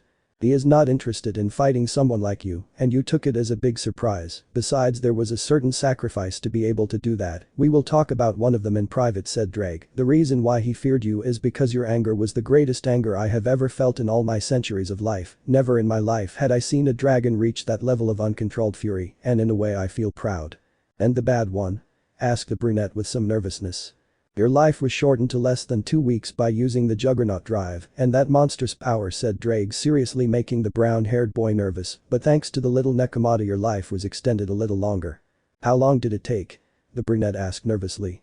Only 2 months of your more than 10,000 years of life, in short, not even 1% of your life was restored, mentioned Draig seriously, so you are completely prohibited from using the Juggernaut drive for the second time until you restore your life. No, even after that I forbid you from using it. Your compatibility with dragons is exaggerated, so getting furious is higher, and with it comes activating the Juggernaut drive, so stay relaxed, partner. I understand, Draig, and I will try, said the brown-haired man, sighing. And how can I recover life more quickly? How about you ask your little friend, she knows one of the techniques to do it, said Draig with a smile. I'll leave you for a while. Saying that, Draig cuts off the communication. What is Draig Kaneko talking about? Asked a brown-haired boy, looking at the little white-haired girl who was blushing and looking away. Kaneko. He speaks of Bichao Jutsu, said the white-haired girl, blushing. After that we have to have Sirzechs. Oh really? Said the blushing brunette. If you want we can do it, said the blushing loli, looking at him. Are you sure? Asked the brunette, looking at her. If it's with you, Issei senpai, I wouldn't mind, said the little white-haired girl, blushing. Please take me, Issei senpai. You very good, said the blushing brown-haired boy, slowly undressing the white-haired loli with his hand, looking at her completely naked. Beautiful. To take me, Issei senpai, said the little white-haired girl, kissing the brown-haired boy. Lemon skipped. With that, a blue aura began to surround them as it entered the brown-haired man's body. Did it work? The brunette asked, agitated, to see the white-haired girl, who nodded. And I see. I love you, senpai, said the little white-haired girl as she closed her eyes and slept. Rest, Kaneko-chan, said the brown-haired boy, putting the little girl to bed as well as covering her with a sheet and getting dressed. I love you very much, Kaneko-chan. Saying that, he opens the door and a few seconds later he feels a strong hug. Confused, Issei looked down at Ravel Phoenix, who was hugging him tightly, while a few tears fell from her face, causing Issei to quickly hug her. I'm sorry for worrying you, Ravel. Don't do something like that again, Issei, said the little blonde, shedding some tears. I don't want to lose you. I won't do it, Ravel, said the brown-haired boy, caressing his hair with his only hand. I don't want you to keep crying because of me, because you'll never lose me. I hope so, said the blonde, rubbing her eyes and wiping away her tears. By the way, you and Kaneko. If she and I did it, said the brunette, looking at her. We had to do it so I could recover my vitality. How? The blonde asked, confused. According to what little was known, it was a technique called Bichao Jutsu, with which a man and a woman unite, and the Senjutsu to restore vitality is given, directly increasing the vitality that is restored, said the brown-haired man, stroking his hair. It was that'd take centuries for my whole life to recover and just be a hindrance because of it. You will never be a nuisance, Issei, said the blonde, looking into his eyes. Thank you, Ravel, said the brown-haired boy, smiling. I love you very much. And I understand why you did it with her, but looking away with a blush, and I want to do it with you too. Ravel. Said the blushing brunette. Are you sure? Why yes, said the blonde, looking at him. I want to do it with you, Issei. I only want to do it with you and no one else. Alright, said the brown-haired boy, let's go to your room. In her room, Ravel began to undress, still blushing. I'm ready, said the blushing blonde. Let's do it, Issei. Good, said the brunette, taking off his clothes and approaching her to kiss her and caress her back. Issei, said the blonde as she hugged him and kissed him back, happy to be able to give herself to the person she loves the most, separating a few seconds later. Make me yours. Lemon skipped. Panting, they both look at each other and Issei kisses her so that she could lie on his chest and lie down to sleep. A couple of days had passed since Issei woke up where due to the Bichao Jutsu sessions, he had already recovered 60% of his vitality, even though these were not every day. At that time the last piece of razor had been presented to Issei. His name was Gaspar Vladi, a half-vampire who was a hikikomori and also a transvestite who was afraid of almost everything. Due to a meeting Razor and Akeno had to let Issei try to get Gaspar out, he talked for a few hours, trying to convince him to come out. Gaspar, do you think that because you have that sacred gear that freezes time you are a monster? Asked the brown-haired man, pressed against the door, trying to convince the vampire to leave. I am, said the little blonde boy hiding in a box. Tell me, did you feel that power when the school was attacked? Asked the brown-haired boy with his hair covering his eyes. Why yes, said the blonde, showed a trembling s. It was VV scary t, that thing was a monster. That was me, Gaspar, said the brown-haired man with a serious voice. I was the one who made you more afraid. I am that monster. Said Gaspar, confused and surprised. Really?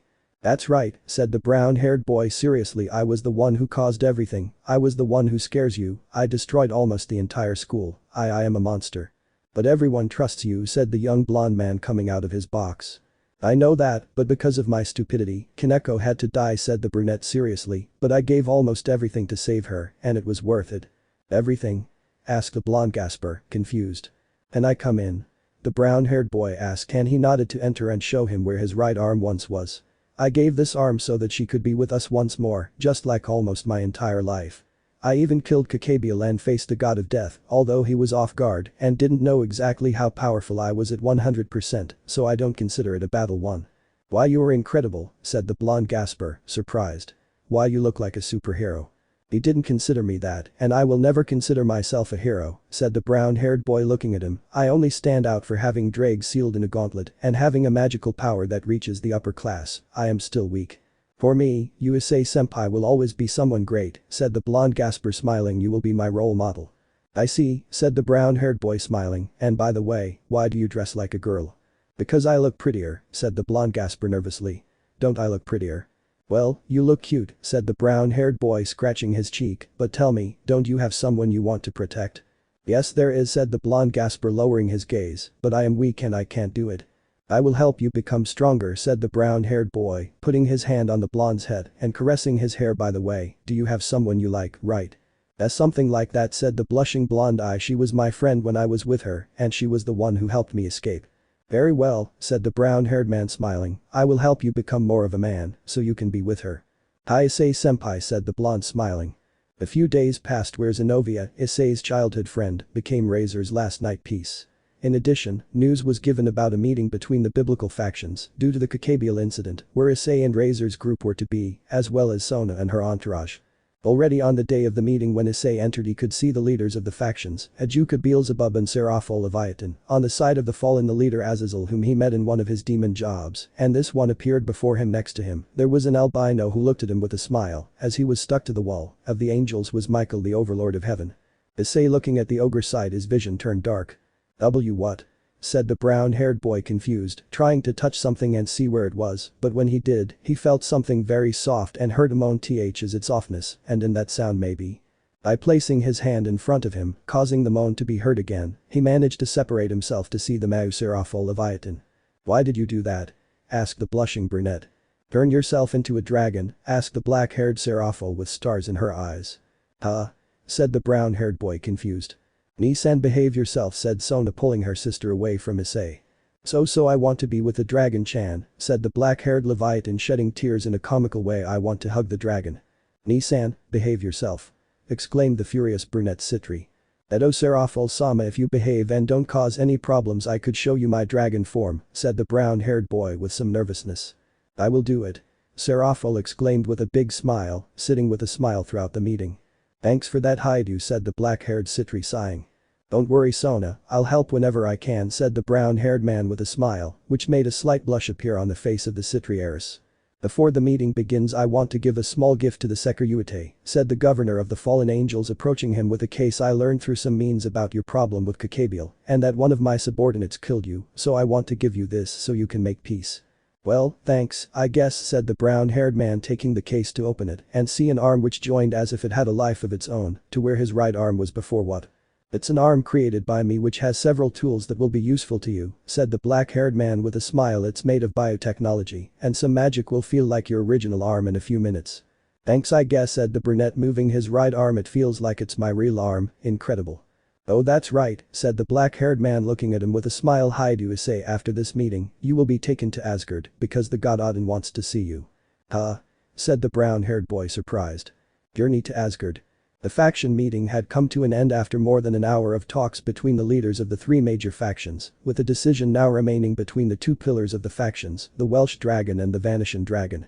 Okay, now we just need to know what the two celestial dragons think, said the black-haired Azazel with a smile as he turned to look at his silver-haired companion. What do you think about this, Volley? Do you accept or refuse? As long as I have battles against strong guys and don't bother me when I'm busy in my room, there's no problem, said the albino, looking with some annoyance at the governor of the fallen angels. You know I want to see how you're going to train a woman, said the black-haired man, smiling. Besides, I have several tricks so she can't live without you. And have they worked for you? I mean, you don't have a wife or any woman who'll last you more than a week, the albino said, raising an eyebrow. Hey, I'm just too much for them, said the black-haired man with a smile. It's either that or you're not very convincing in bed, said the albino, looking away. Well, let's leave that behind, said the black-haired man, sighing as he looked at the brown-haired man. What do you say, Hyoudou Issei? I accept, said the brown-haired man, looking at his new right arm. Besides, I must accept since you gave me something I was missing. So it's already said the black-haired man, smiling. Is the meeting over or is someone refusing this? No complaints, Azazel, said the blonde Michael with a smile. Everything is fine, said the green Peleajuka Beelzebub. I have no complaints, said the black-haired Seraphol Leviathan, smiling. And what about our secret guest? The black-haired man said with a smile, creating a small spear of light and throwing it towards one of the corners, only to be stopped by a magic circle. How about you show yourself to everyone, Kateria Leviathan? With that, a woman with dark skin, a pair of glasses, brown hair, a good body that would make anyone fall, and a suit that left nothing to the imagination, began to appear in one of the corners of the room. I expected nothing less from the governor of the fallen angels, the brunette said, smiling, but I'll still finish you off here, along with everyone else here. Stop joking around, Kateria, said the black-haired man, smiling, and how about we resolve this in private? I wouldn't sleep with you for a second, said the brunette with disgust. And who said anything about going to bed? Not me, the black-haired man said, letting out a slight laugh. I can tell you want to. If you think so, come for me, said the brunette, smiling. I'm going to defeat you. Very well, said the black-haired man, standing up from his seat. A warm-up wouldn't hurt me. Stop, Azazel, said the black-haired Seraphol, standing up. I will defeat Kateria-chan. The little one wants to beat me? Ha ha ha ha, what a good joke. Said the brunette Leviathan, laughing. Don't make fun of me, Kateria, said the black-haired girl, showing seriousness as the temperature of the place began to drop. So I'll be seeing the power of the ice Mao for the first time? Impressive, said the blonde phoenix in surprise. Both women left the room where the meeting was taking place and spread their demon wings, looking at each other seriously. If I defeat this girl, I will prove to be the one who should be in the position of the Mao Leviathan, said the brunette Kateria in her mind with a smile.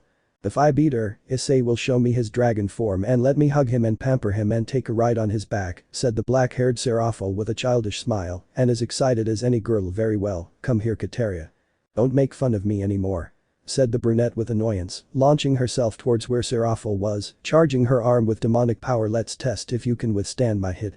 Without saying anything, Seraphol waited for Kateria, and when she was about to hit her, she deflected the blow with one hand and also gave her a strong knee to the stomach, causing the Leviathan descendant to spit out a large amount of blood. Seraphol has good hand-to-hand combat skills, said the brown-haired man, surprised at how Seraphol had landed the first blow on Kateria and how much damage she did. Nissan has both incredible magical abilities on ice, as well as hand-to-hand combat, said the black-haired Sona Sitri, smiling. For her, Kateria will be nothing and she will win. Amazing, said the brown-haired boy, surprised. She is amazing. You don't think this will be enough, said the brunette Leviathan, wiping the trail of blood, as well as showing a slight gasp. It will be, said Seraphol, creating a magic circle. It is better that you surrender, Kateria. I wouldn't do it, not even if I was crazy, said the brunette, smiling, covering herself with a dark aura, so I'll beat you even if I have to use the power of. So goodbye, said the black-haired Seraphol, closing her fist and causing several ice stakes to be stuck into the body of the descendant of the Mao Leviathan, causing her to let out a great cry of pain and fall unconscious due to blood loss. It's over now, sigh. Seraphol is incredible, said the brown-haired boy, completely surprised by how he defeated Kateria Leviathan with just 2 attacks. Now I see why I will never make Seraphil angry, said the black-haired Azazel nervously. That woman is interesting, said the albino smiling. Hey Hyoudou Issei. What do you want? Said the brown-haired boy, turning to look at the albino. If you don't take care of her, I'll end up stealing the Mao Leviathan from you, said the albino with a smile. She is very, very interesting. Right now I don't know why he would want to have a fight with you, said the brown-haired man looking seriously at the albino.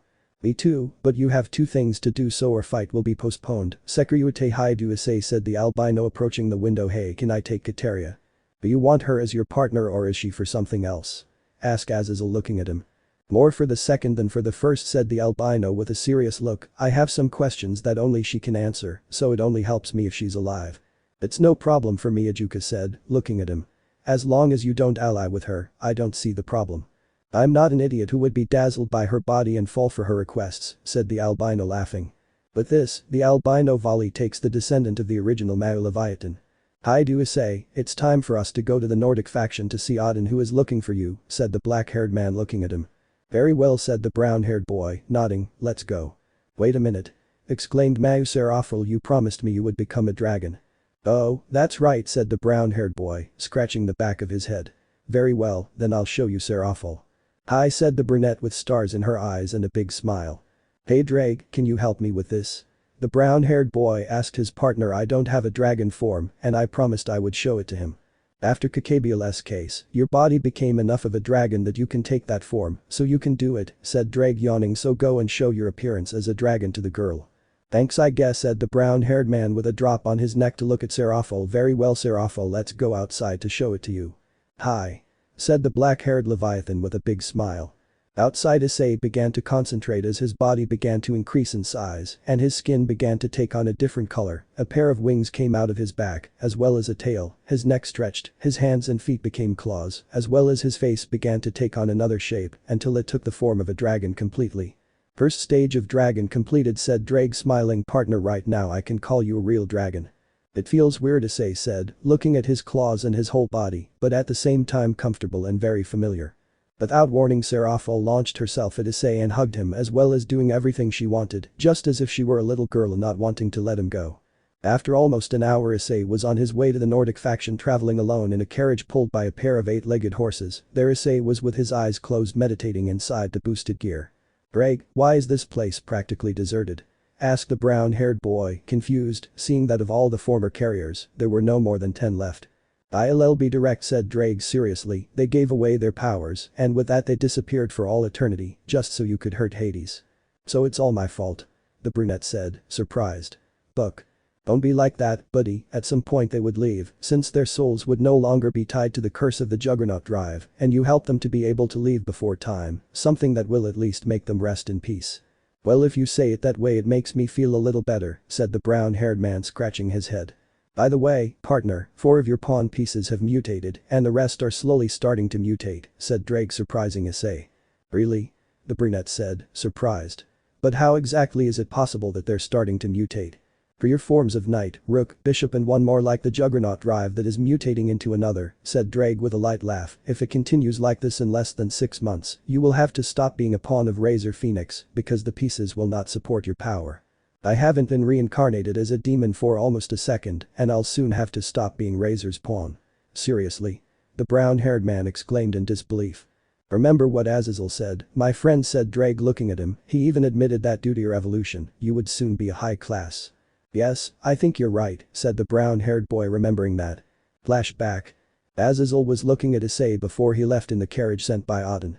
Hey Issei, I want to talk to you for a moment, said the black-haired man, distancing him a little from the others. What's wrong, Azazel? The brown-haired boy asked, looking at him.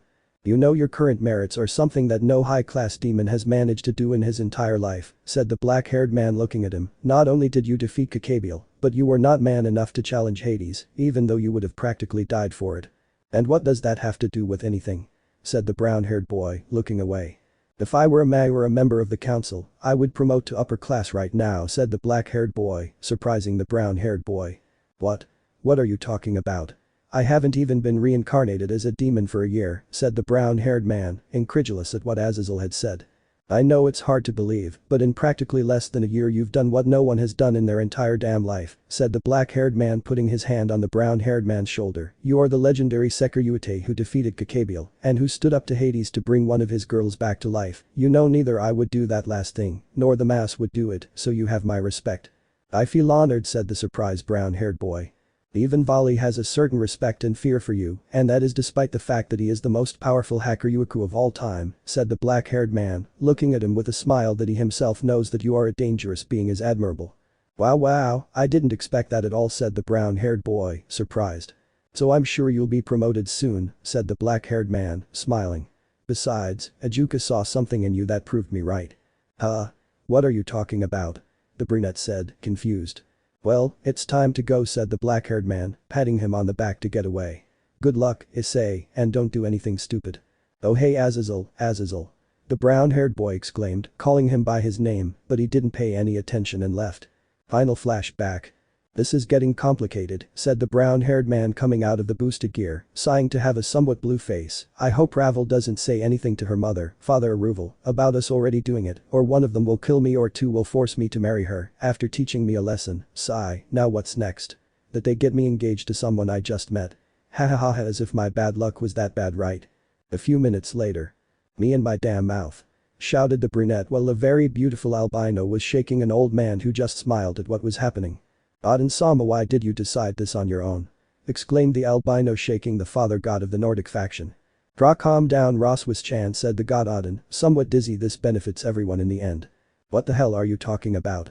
Exclaimed the albino Roswis, shaking him even more. First stop agitating me. Ordered old Odin, to which she stopped doing it. Easy Roswis-chan, first you get a boyfriend, second we have the Sekiryuutei on our side, third you prevent him from entering that state again, and fourth we are all happy. I don't know why I feel like those four are excuses, and what you want is for me to get out of your way so I can go see young women and indulge in your perversions, said the albino with a twitch in her right eyebrow. I don't know what you're talking about, I was just thinking about your well-being and that of the faction, said old Odin, quickly looking away. One of these days Odin-sama, one of these days, said the albino, wanting to hit him but resisting those urges since she would not lower herself to that. Doesn't that boy seem attractive to you? He's a dragon, and not just any dragon, since he's the legendary Sekiryuutei, and you'd earn merit for it, and you could rub it in the faces of all those who rejected you and who once said you wouldn't have a boyfriend, said old Odin, smiling. Well, he is cute, said the albino, looking at the brown-haired man who could not deny that she found him quite attractive, and as for the second one, I can't resist getting revenge on them. You see, we all win, said old Odin, smiling. But there is only one thing missing, said the albino, looking at the brown-haired boy. What do you think about this? If I'm honest, I'm not going to lie and deny that you're quite beautiful, said the brunette, scratching his cheek, and if you were to accept, I don't see the reason why I would refuse, but before anything else, let's get to know each other first, since I already have experience with a love affair that happened at first sight. Very well, that's enough for me, said Odin, smiling. Hyoudou Issei is now yours, Roswis. What did I end up getting into? The brown-haired boy wondered in his mind while Drake laughed. New fiancé and more. Hyoudou Issei was walking with the Valkyrie Roswis through the halls of where Odin lived, since in the end two things happened. First, a new meeting would be held where Odin would participate as the representative of the Nordic faction, although that would be in a few weeks. Second, Issei had accepted his engagement to Roswis, which she accepted equally and felt a little happy. On the way, Roswis told a little about her life. How she was a Valkyrie of great talent, and also how she was someone who never tried to court her, much less had a boyfriend, something that when she remembered that made her somewhat sad. Seriously, the men in this place are idiots, said the brunette, putting his hands in his pockets and a look full of annoyance. Preferring a woman who gives herself to anyone over one who commands respect is stupid. I 1,000 times prefer someone with a strong attitude to one who gives herself for your appearance. What nonsense. Roswis felt happy with those words because she knew he wasn't like everyone else she had met. Then tell me a little more about you, Issei asked the silver-haired girl with a small smile. Well, about 2 months ago I was reincarnated after being murdered by a girl who had asked me out, said the brunette with a small laugh, who would say that doing the typical everyday thing would end up dying. Typical? And 2 months ago? Said the silver-haired girl. She knew he had been reincarnated as a demon, but she thought it was at least 6 months ago, not 2 months ago, leaving her completely surprised. That's right, wherever I go they're always asking me out. I haven't become an idiot who likes to play with women's feelings, and I make it clear that I'm not interested in them romantically, so I only have a date, so I don't see them sad, said the brown-haired man, sighing to put on a serious look. I don't like to see a sad woman, much less someone close to me. So the fact that you entered, said the silver-haired girl, to which Issei nods. I entered the Juggernaut Drive after seeing how Gabriel killed one of the most important women to me, said the brown-haired man, trying to relax. I practically gave my life for it, but I would do that for anyone who is by my side, including Euroswis. W for me? Said the silver-haired girl, surprised and blushing at the same time since he was the first one to say that to her. Yes, said the brown-haired man, smiling as he continued on his way. By the way, you who are hiding, come out of there. When he said that, Issei activated his gauntlet and from a shadow came a man between 25 years old with long white hair, as well as a white and grey suit, who looked superiorly at Issei and Roswis. Loki-sama, what brings you here? Asked the silver-haired girl, looking at none other than the god of deception, Loki, son of Odin. I came to see who the guest my father brought was, but I see it was just a child. What a disappointment. I thought he was going to be a great warrior, but in the end, all mortals are always pathetic. Said the Norse god arrogantly, annoying Issei. Loki-sama, please do not insult Issei, he was the one who managed to hurt Hades-sama, said the silver-haired girl seriously. Are you kidding me? Was that brat the one who hurt Hades? The white-haired man said with annoyance. It's obvious that sack of bones has become very weak, how pathetic, but I'm not like him, and I could kill you right here. As he said that, he created in his hand a Nordic magic circle pointing towards Issei, who prepared to activate his balance breaker. But, said the white-haired man, lowering his hand in boredom, it would simply be a waste of time to kill you, and I would be wasting my energy, just as father would be upset that I killed you, and I don't want a pathetic argument with him about what I should and shouldn't do, so goodbye, child. Saying that, he slowly walks away from Issei and Roswis, leaving Issei annoyed due to that arrogance, since he hadn't seen that much since Gabriel or even Rias' Gremory. Calm down, Issei, said the silver-haired girl, putting her hand on his left shoulder. Loki-sama is like that with everyone he sees, he thinks he's superior to everyone, and seeing your great progress, maybe in a couple of years you can defeat him in a battle, let's go. Very well, said the brown-haired boy, relaxing a little. Draig is looking for a way for me to defeat a god of that level, no matter what it takes, Issei mentioned, mentally talking to Draig. For some reason, I have a feeling that he will bring us problems very soon. I know, partner. I feel it too. Maybe it's because of that exchange of minds with your other you. Said Draig, remembering when his partner's body was controlled by another him. I'll try to see if I can get some information from that you who controlled you a while ago, and see if something about it can be useful to us in the future. I'll leave it to you, Draig, said the brown-haired boy as he closed his eyes. A little over half an hour later, Issei was back in the carriage with Roswis, and they had recently left Asgard and were heading to Kuoh, but in the middle of the road. Something strange, said the brunette seriously, looking out the window. I feel someone's gaze on us. Someone's gaze? Said the silver-haired girl, confused. That's right, said the brunette seriously, activating his gauntlet to transfer his power to his eyes and sense of smell, but not being able to see or feel anyone nearby. Maybe it's nothing. Saying that, Issei returns to his seat even though he has the feeling that he was being watched. A little less than a kilometer away, a man could be seen with silver hair. He was around 30 and wearing an outfit that only the mass wore, and he watched as the carriage disappeared in the distance. This is going to get very interesting, said the silver-haired man, smiling. Rizavam-sama, what's going on? Asked a silver-haired young man who looked at the older man seriously after seeing how that smile showed a future plan to destroy the alliance and take what is his. Just now the Sekiryuutei passed by a girl who bears a slight resemblance to your sister, said the silver-haired Rizavam, smiling.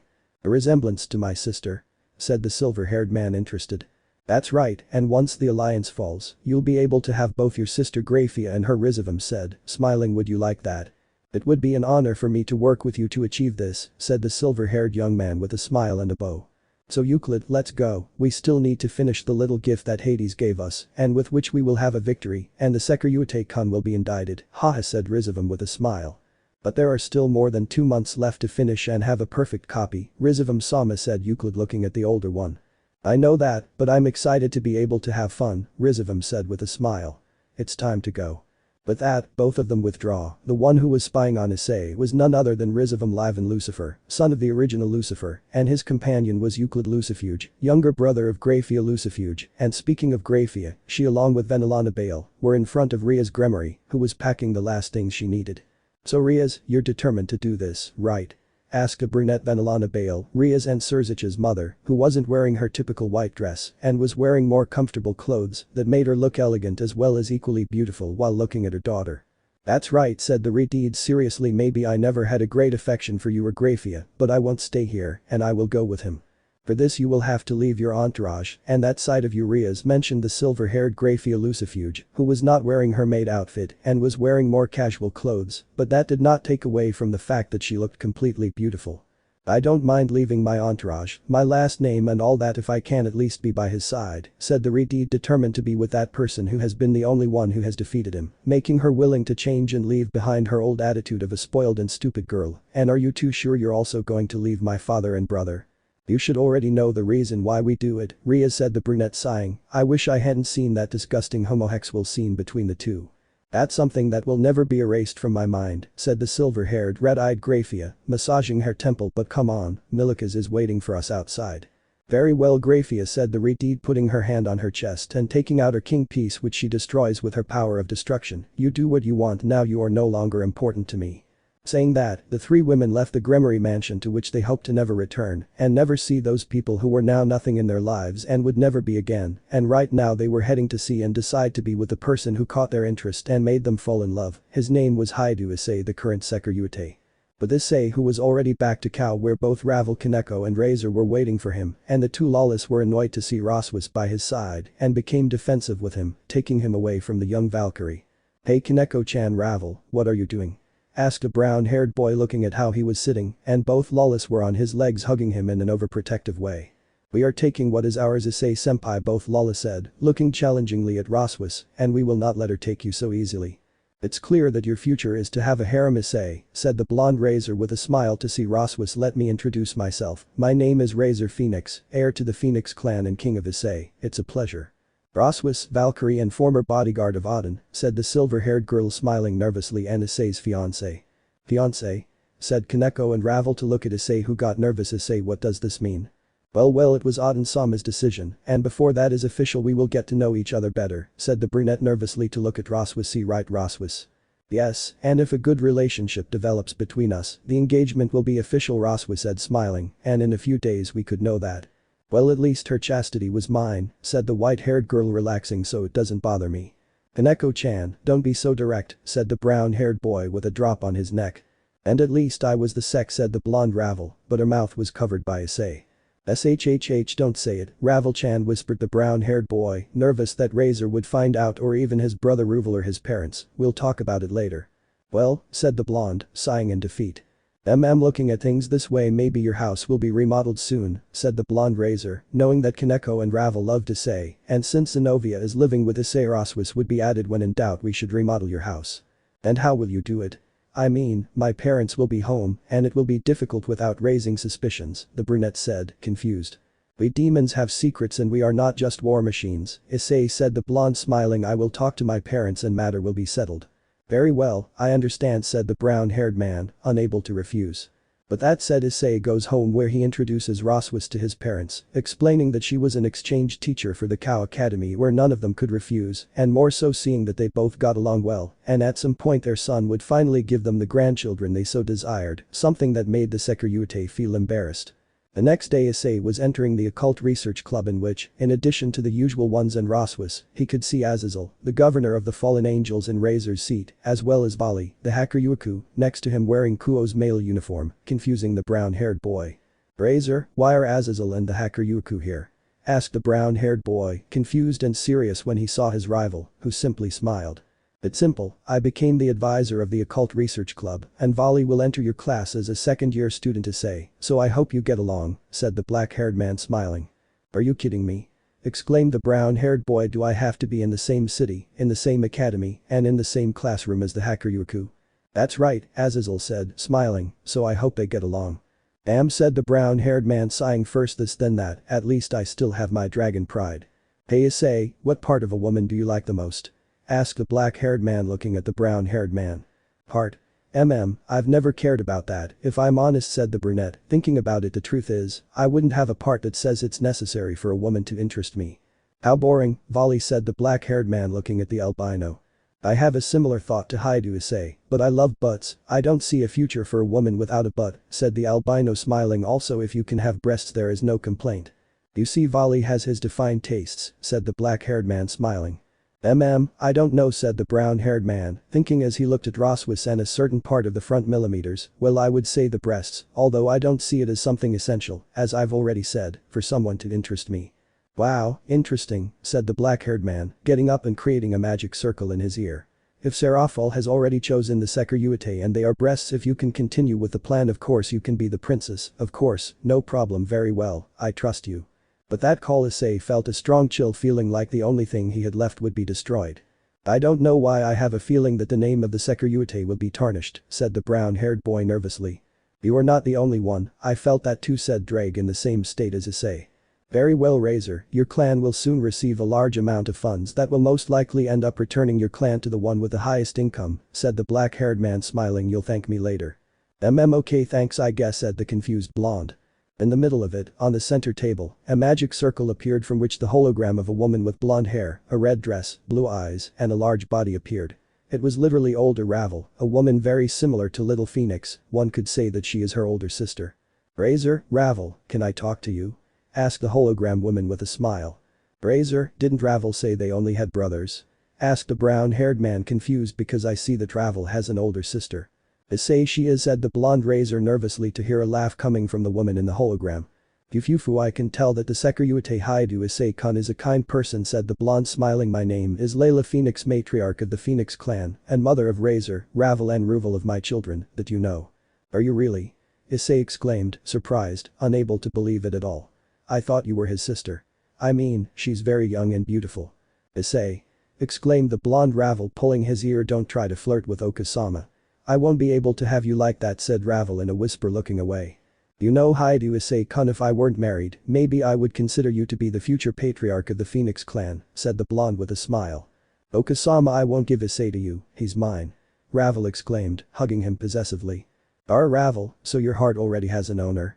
That makes me happy, said the blonde with a smile. Hyoudou Issei-kun, I entrust my daughter to you, and that you take care of her. And one more thing. Yes? Asked a brown-haired boy, looking at her. If Ravel loses her chastity as soon as she finds out, you will marry her, said the blonde matriarch with a smile, blushing Ravel, as well as making her hide her face in Issei's chest. One last thing, Razor, I await your return once the holidays begin, as well as you bring my future son-in-law. Layla-sama, please don't get ahead of yourself, said the brunette nervously. Don't call me that, Issei-kun, call me Okasama, although I would like you to call me by my name. I think it would be too much for you, and Ravel would get jealous, said the blonde matriarch with a small laugh. Please stop the jokes, Okasama, said the brunette, nervous and blushing. Very well, Issei-kun, but I'm still thinking about that, said the blonde, smiling. Ravel, if you don't take care of him, maybe I'll make him my lover. Goodbye. But this, communication is cut off. Okasama, I won't share Issei with you. The blonde shouted, clinging even tighter to Issei, not wanting to let go. Possible promotion. And broken pride. Right now the Phoenix group and Roswis were in the underworld so that the new reincarnated demons could learn more about the underworld and their new life, as well as those who, due to their limited number of pieces, could not participate in previous meetings with the other young and not so young demons. Razor, so is this your first time here? Asked the brunette, looking at the blonde. That's right, I should have come a while ago, but I didn't have many pieces. I mean, I only had a queen, a bishop, a rook and a knight that could show up, and I was denied coming until I had at least 70% of my entourage, which I have now. I mean, I'm only missing a rook, and that's it, said the blonde, smiling, and the place is still free for you to enter, Roswis. Thanks, but I'll pass, said the silver-haired girl, shaking her head. I don't want to become a demon. It sounds tempting, but what I have now is enough for me. Well, that's your decision, said the blonde, shrugging his shoulders. After all, you're here for your fiancé Issei. Why yes, said the silver-haired girl, blushing, looking away. Even though their relationship started a week ago, it's still the same, said the blonde, smiling to look at the brunette. You have a rather shy woman, Issei. In reality, she has a serious demeanor, although she shows that side with me sometimes. She also acts in her regular way, said the brunette, nervously scratching his cheek. Well, I understand that. I mean, I'm her fiancé and her first boyfriend too. Even so, I won't let senpai be with you for too long, Roswa, said the white-haired Kaneko, pulling the brown-haired boy towards her possessively. Senpai is more mine, and even though it bothers me to say it, Ravel. So don't think about doing anything with Issei just because they live in the same house, and even Oni-sama doesn't let me or Kaneko go live there, said the blonde reluctantly, annoyed that her brother hasn't let her sleep with Issei again, much less go live with him. Okasama asked for that until he sees it in person, Ravel, said the blonde, looking at his little sister, so you'll have to put up with it. DRR, very well, but only then you can sleep with Issei. After it will be mine, and Kaneko, said the annoyed blonde. Why, they are very possessive, said the silver-haired girl nervously. But in one thing that I beat them is that I am their fiancé and girlfriend, and you are only their juniors until now. Although you are in love with him, you have not formalized your relationship, so in that I am winning. That made both Lawless angry, who knew it was true. Ravel couldn't formalize anything until her mother and father met Issei, and she still couldn't do so about Kaneko, due to certain things in her past. In this I would win, said the blue-haired Zenobia looking at them. I am Issei's childhood friend, and the one who had his first kiss years ago, so I would also have the same as you and more opportunities. Hey, calm down, no fighting, said the brown-haired man sighing.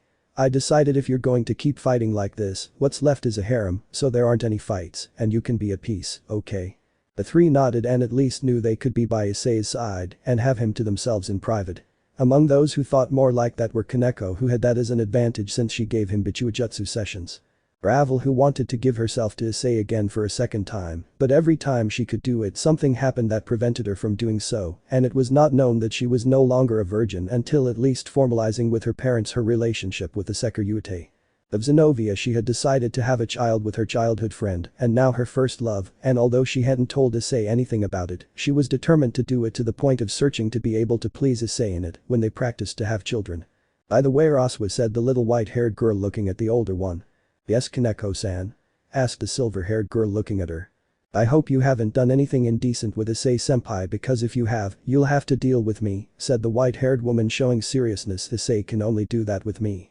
I say why you and Kaneko-san, and said the silver-haired retard surprised. Well, at first it was to get my life back, although I wouldn't do it with any woman who stood in front of me and asked me to have sex with Kaneko. Well, now she wants to have that at least once a week, and I think that because of that I've already got my whole life back, said the brunette nervously. So let's leave that aside for a bit, okay? I don't want to talk about that kind of thing anymore. Is Issei-senpai perverted? Asked the blonde in an attempt to stop being a transvestite, Gasper. Seeing it that way, in general terms Issei-kun would have a 4.5 of perversion below average, said the blonde Kibyudo. Analyzing his partner Razor-sama, on the other hand, would give him a 7.8 in that regard, and due to the influence that Akeno-senpai had on it. Yufu Razor-kun must be like that if he wants to please me, said the black-haired girl with a smile caressing her king's chest, and what if after this you and I? When he said that, he approached the blonde phoenix's ear and began to whisper some things that made the blonde a little nervous and a little blushy. Okay Akeno, we'll do what you want after this, said the blonde phoenix sighing.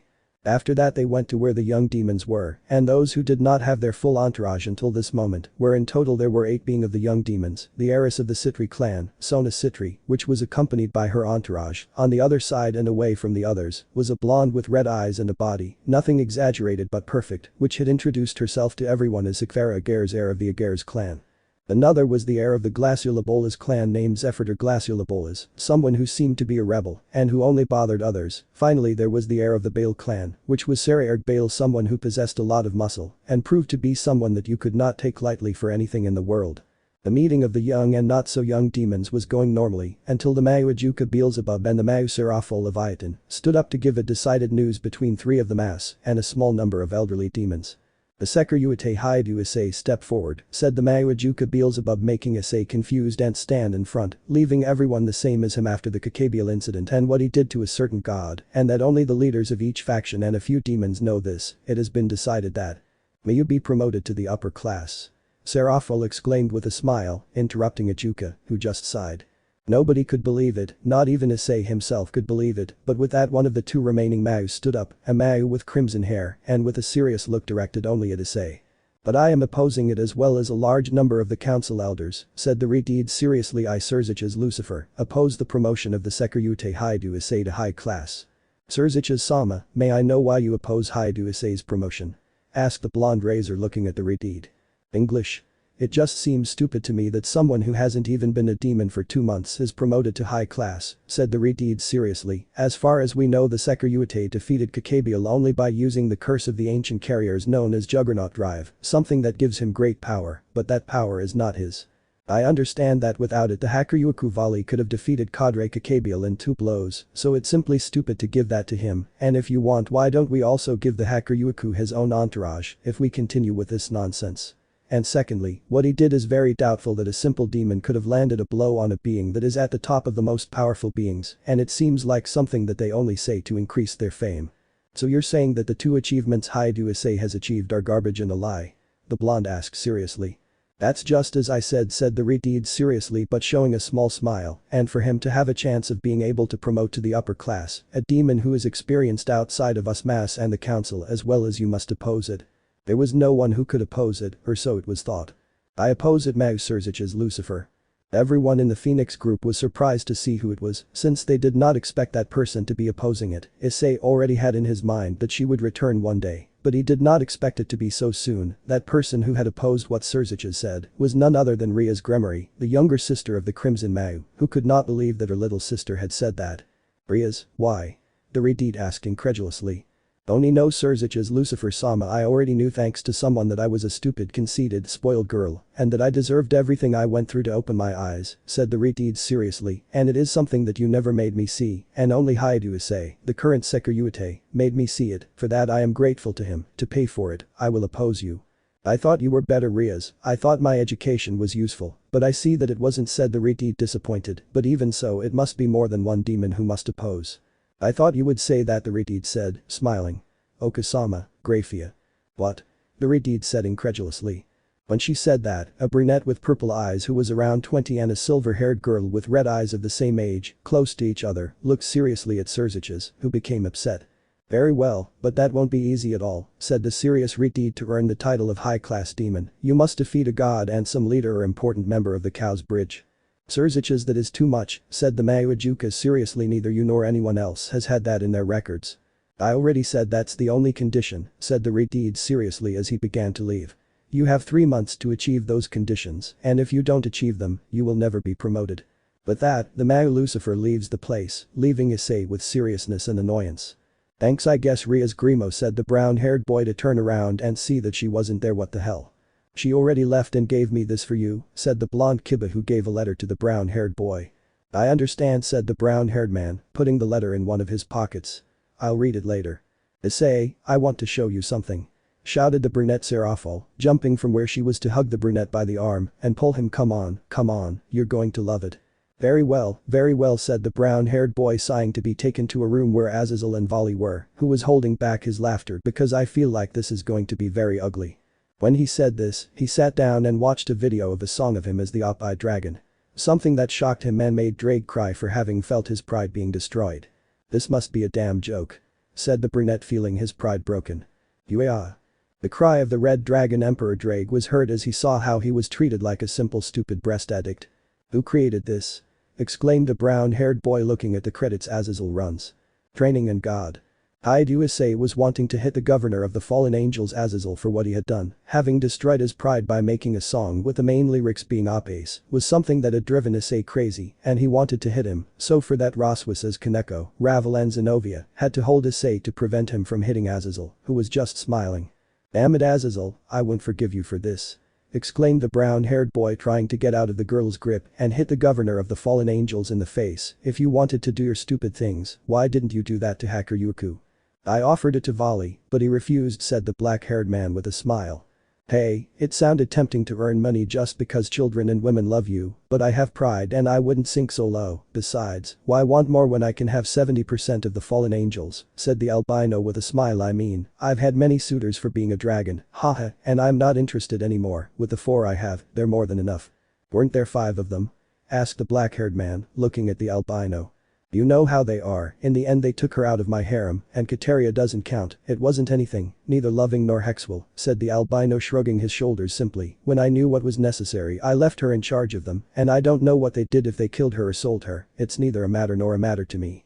And why didn't you give it to me? The black-haired man asked, annoyed. I'm not giving you gifts after you gave me all the fallen angels, said the albino angrily. But that was the best thing that could happen to you, exclaimed Azazel. He was a boy, and when he arrived he wouldn't even last a month as a virgin there. Damn it, said the albino with annoyance, that's why I didn't give you Kateria. Damn, if I hadn't left you, you'd be a stupid virgin-like fighting addict, Azazel exclaimed. Anyway, now I'm an improved version of you and at least I know how to please a woman and not leave her halfway, said the albino, smiling, and there are many who can agree with you on that. Compared to you, no one can tell you that you don't last long. If it weren't for Penemu adopting you and after that taking care of you as if you were her son, she would be hitting you right now, said the black-haired man, annoyed. Whatever the albino said unimportantly, in the end Hyoudou Issei will now bear the nickname Sekiryuutei, haha. Decided the first one I'll kill will be Volley, and then Azazel, said the brown-haired boy, annoyed. And whose stupid idea was it to humiliate the name of the Sekiryuutei with that nonsense? From Serafal and me, said the black-haired man, smiling. Is that serious, Serafal? The brown-haired boy exclaimed in surprise. Yes, and it's to spend more time together, said the Leviathan with a tender smile on her face. Great, this is great. First, I am known as the Sekiryuutei who defeated and killed Hades, and as the one who decided to attack Hades, and now I will only be the dragon of the breasts. My life cannot be lost. No, I will not say it anymore, said the brown-haired man, massaging his temple after being released by the girls. Anything else you want to tell me? You're going to participate in Super Sentai-style events for children, with Serafal as the princess and you as the breast dragon knight who must save her, said the black-haired man, smiling, and you'll have a contract to do that for at least 100 years. Your poo, said the brunette with a twitch in his eyebrow and trying to relax as something else. Figures of you and Serafal will be made together, said the black-haired man, smiling, although it will only be done if the new program is successful, which will soon be seen, and it will start with that song, and 50 to 70% will go to the Phoenix clan, and some percentage to you. Anything else? The brunette said, trying to relax. So you and Volley will be trained by the ex-Dragon King Tannin to improve your dragonic abilities and help you control your aggressive behavior that you gained due to being already a large part of dragon, said the black-haired man, looking at the brown-haired man. I wouldn't be so aggressive if someone didn't drive me crazy by sinking my pride to the depths of hell, said the brown-haired boy angrily. Take it easy and you'll be a superstar in the underworld, said the black-haired man, smiling. A star whose pride was crushed and sent to hell just because you wanted it, said the brown-haired man, sighing, annoyed. But whatever, when will training be? Tomorrow it will start, said the black-haired man, smiling, and they will be there from 2 weeks to a month, depending on what Tannin says and how much they have progressed. With that said, Hyoudou Issei and Volley the next day began their training with the ex-Dragon King Tannin, with which they would improve their physical strength, speed, endurance and skills that any dragon would need in his life, such as his flames among more. The training was not at all easy for either Issei or Volley, since Tannin went with his 100% against both. The breaks did not exist, to which due to the large amount of magical as well as demonic power that they ended up using, thereby preventing them from using the balance breaker. Issei and Volley had to start escaping from the ex-Dragon King in order to stay alive, where after 3.5 weeks of training without a single break other than eating and drinking, they reached their limit, taking a 12-hour break for the first time, where they were finally both able to sleep. The two bearers of Drake and Albion have surprised me, Tannin said in his mind, as he looked at both of them sleeping. Both have exceeded my expectations of a week without stopping, but boy was I wrong, and almost a month passed before they could no longer be worthy of being called dragons. With those words, Tannin also closed his eyes for the first time in more than 3 weeks to sleep. The next day the training returned, this time being even worse than the training at the beginning, although not only the two of them were training, the members of the Phoenix group as well as Rias decided to train, being this more requested by Issei himself, as well as a decision of this one. Gasper had a training in which he had to improve his vampire powers and his sacred gear, as well as to remove the fear he had of everything. Zenobia trained in its use with a legendary sword Durandal, which she carried, as well as trying to control it completely and unleash its potential. Hyoudou trained in his use of swords, as well as being able to master his balance breaker, completely successfully achieving this and something more. Razor along with Ravel trained with his brother Ruvel to improve their flames, as well as Ravel released that potential that she kept hidden. Kaneko improved her qualities, both physical and senjutsu, all in order to be stronger and not be a hindrance to Issei again, as well as prevent the Hiri activated his Juggernaut drive due to his weakness, receiving an unexpected visit which made him enhance his power even more. Akeno trained with someone very close to her to bring out the power of the fallen angel that she had and that she hated to bring out unless it was necessary. From Rias, because she returned to Asgard to train and learn everything possible from her grandmother, who accepted with the only condition of meeting her granddaughter's fiancé and boyfriend, which she could not refuse, and accepted. But that the month came to an end, and with it their training. The first to return from this was Issei. It did not find anyone returning to the Phoenix mansion, staying at the entrance and beginning to meditate. Once again I've come back here, said the brown-haired boy, looking everywhere. Drake, is there any of your carriers who can teach me techniques and skills to improve as a Sekiryuutei? As well as something to increase my power, since I feel for some reason that I'm going to need it and I don't know why. I already discovered why you feel those deja vu, and that is because of that you who entered your body and controlled it a while ago. You remember, right? Asked Drake, looking at his partner.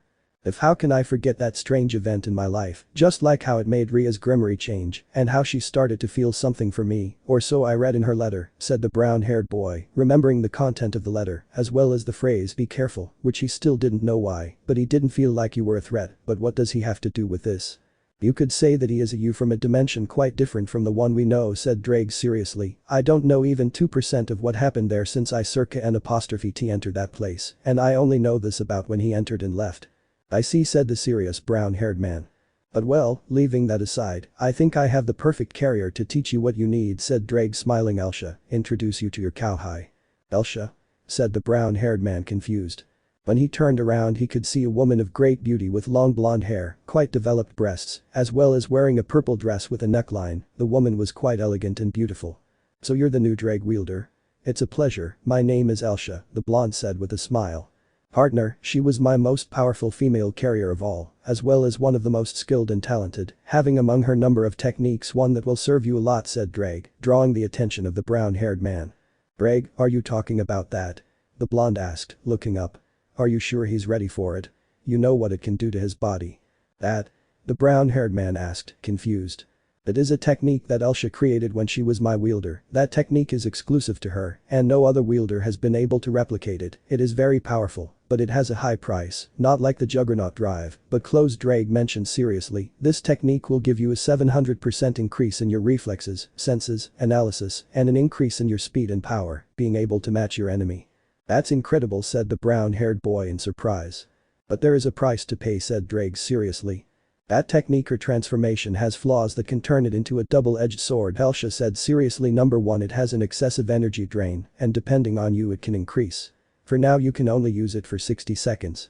If you go over there will be serious side effects, and if you double the time you will die. Issei just listened to everything Elsha had to say. Number 2, you are the limit of the transformation technique itself, said the blonde seriously. Am I the limit? The brunette asked, confused.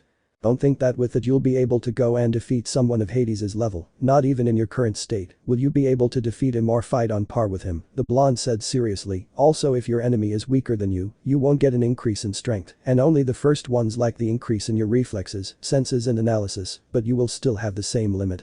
I see why you said it was a double-edged sword, said the brunette seriously. Against someone who surpasses my limit it would be completely useless. I had to learn that the hard way, and the price I paid was my death, said the serious blonde. And I see, said the brown-haired boy, surprised and serious.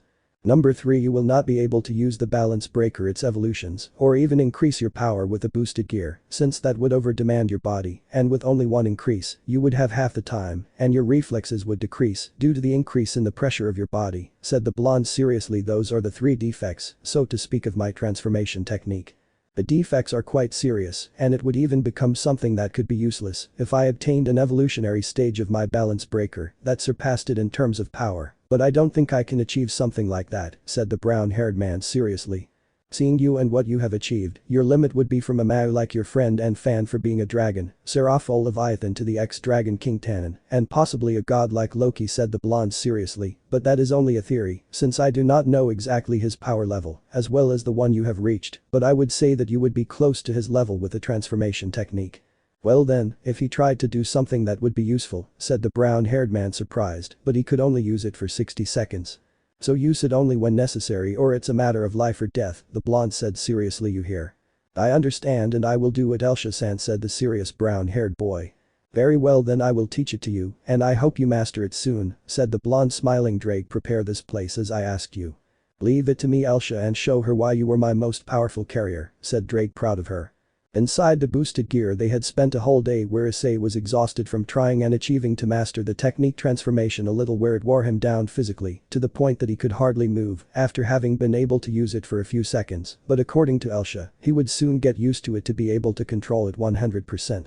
After finishing the small training, Issei leaves the interior of the boosted gear, seeing that he was still alone and that not even half an hour had passed since he had entered it, surprising him. Oh, but I don't feel anything in my body, said the brunette, clenching his fists. But the important thing is that I can use that Elsha-san thing, and I'm going to master it to protect everyone. But that said, he closes his eyes and rests for a few seconds to listen to some footsteps and turn to see Roswis. So you're the first to arrive, Roswis? The brunette said, looking at her. It seems that if Issei, said the silver-haired girl, approaching the brown-haired girl. By the way, Issei, can I ask you something? Sure, whatever you want, Roswis, said the brown-haired boy, looking at the Valkyrie with a smile.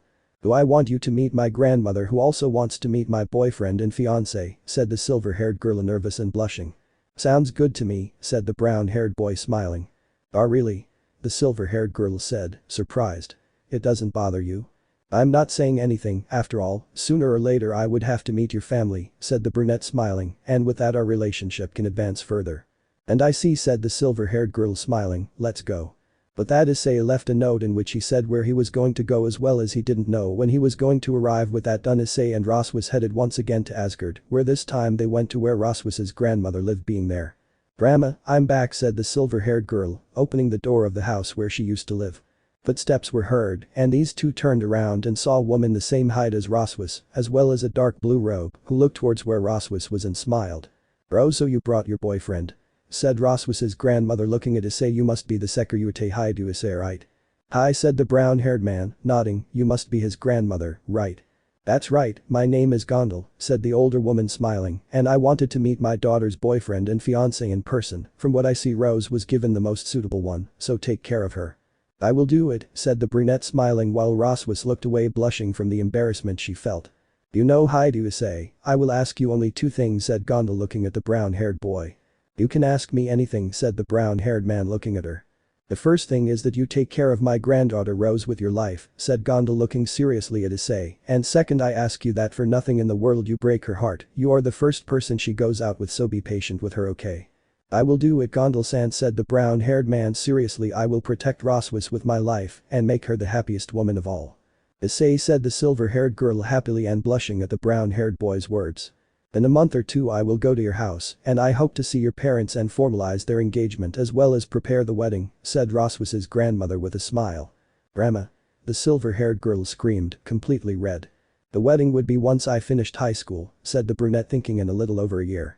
"I like that, but I'd like to talk to your parents first," Roswis's grandmother said, smiling. "Very well, come whenever you want, you will be welcome," said the brown-haired man, smiling. "We're leaving," Roswis exclaimed, completely red, dragging the brunette by the arm, embarrassed by what she heard. But that they leave once more from there and return again in a carriage where Roswis just looked out the window without saying a single word to Issei. "Roswis, are you angry?" the brunette asked, receiving no response. "You know, I'm sorry that you've been through such an embarrassment in such a short time, but, asked the silver-haired girl, looking at the brown-haired girl. "I truly want to marry you in the future, as well as Kaneko, Ravel and anyone who gave me their heart, and I can reciprocate," said the brown-haired man, looking into the eyes of the Valkyrie, who blushed completely at Issei's words. "And I want you to be my first wife." "Issei," said the silver-haired girl, blushing and with her heart beating 1,000 times an hour. Roswis, said the brown-haired boy to get closer to the Valkyrie, determined to kiss her. But before they could kiss, the carriage shakes, and with it making Issei quickly go out to see that man he saw more than a month ago, none other than Loki, the god of deception, who looked at Issei with a smile. "Sekiryuutei, I challenge you to a battle to the death," said the god Loki with a smile full of pride. "You and your entire group against me and my children. You have 4 days to prepare, but if you refuse or talk to any leader of the factions about this to prevent it, your family and women will die. Do you accept?" Issei just looked seriously and angrily at the god of deception, who just smiled. "Very well, I, the current Sekiryuutei Hyoudou Issei, accept your challenge," said the brown-haired man seriously. The Awakening. Right now the Phoenix group, along with a few members of the Sitri group, as well as the ex-Dragon King Tannin, in addition to the Hakuryuku two-headed and the Valkyrie Roswius, were in front of the god of deception, Loki, who looked down on them. "So you finally decided to come with your friends, eh, Sekiryuutei?" the god of deception said with a smile. "It's obvious you can't fight without help." "You're wrong, Loki. I knew you weren't going to be able to fight fairly, so I decided to bring company to face what you were going to bring, since you're not the god of deception for nothing, or was I wrong?" asked the brown-haired man, looking at the god. "Ha ha ha, you caught me," said the Norse god with a smile. "Come out, my son's Fenrir, Hadi, Skoll." But that said, 3 Nordic magic circles appeared on the ground, from which 3 large white wolves came out, from which the middle one stood out, which was larger than the other 2, just as almost everyone knew the danger that this was. "Okay, this is going to get interesting," said the albino bearer of the vanishing dragon. "I will take care of Fenrir, since in the end Hyoudou Issei will go against Loki, or was I wrong?" "You don't do it, Volley," said the brown-haired man, looking at him, "but don't forget that Fenrir can be even more dangerous than Loki himself." "Do you see me as a rookie?" said the albino, smiling, making his armor appear. "Keep all advice to yourself, rookie." With this, the Hakuryuku takes off against the giant wolf, which tries to bite the albino, but the latter quickly stops Fenrir's jaw with both of his arms, moving back quite a bit. Let's see what's so special about Loki's strongest son, said the albino with a smile, charging his fists with an intense blue energy, hitting Fenrir with a blow that didn't have much effect on him, but you fell. Divide. The voice of the vanishing dragon Albion echoed repeatedly, causing the albino to repeatedly hit Fenrir in the jaw, causing him to start bleeding and move away a little. Very well Albion, the technique we have prepared now, said the albino, making a cannon appear from the gem on his chest, which accumulated energy quickly, as well as absorbing more energy from Fenrir vanishing be what. But before he could launch his attack, he was caught by what appeared to be a 1-meter Asian dragon, preventing him from firing. Sekiryuutei, did you think I only brought these 3? Said the god with a smile. Well, you're wrong. I brought many more. When he said that, more than 24 Asian dragons of the same size appeared. I understand those energies, so these are children of Midgardsormr, are N''T they, Loki, said the former dragon king Tannin seriously. That's right, it was difficult for them to mate, but here they are, said the god with a big smile. Then this will be even more difficult, said the blonde razor seriously. Akeno, Kiba, Kaneko, Ravel, Gasper, Zenobia do what was planned. The aforementioned nodded and did as planned, with Gasper using his sacred gear to stop some of the dragons so that Akeno, Zenobia, and Razor could attack them, while Kiba, Kaneko, and Ravel protected Gasper from anyone who tried to attack him. Meanwhile, the Sitri group used a slightly more elaborate tactic where each one protected the other's back, achieving an almost perfect tactic between the trio. Meanwhile, Tannin finished off the dragons that bit him and clung to him like leeches. Since the trash is busy, come here, Sekiryuutei, said the god with a smile. Very well, Loki, said the brown-haired man, making his armor lighter and going at great speed against him, activating the tower mode when he was a few centimeters away from him, giving the god a strong blow, but tsk. That won't be enough, Sekiryuutei, said the god of deception, stopping his fist with one hand. I already know that, Loki, said the brown-haired man, smiling, making the cannons appear on his shoulders. I just wanted to have you close. You are more cunning than I expected, said the god with a smile, but do you think that will be enough? Maybe, I don't know, said Issei, holding him by both arms so he couldn't escape blaster dragon cannon. But that Issei fired one of his biggest attacks, but from the attack came out 2 arms which crushed the cannons, as if they were paper. What? The brown-haired boy exclaimed in surprise. I told you that wouldn't be enough, Sekiryuutei, said the god, appearing behind him, holding him by the tail of the armor to spin him several times and throw him with great force against the ground, crashing him. Not yet. Saying this, he throws a large beam which hits Issei, who activated his rook mode before it hit, withstanding most of the attack, but his armor being destroyed in the end. Seriously, you were the one who defeated Gabriel's filth?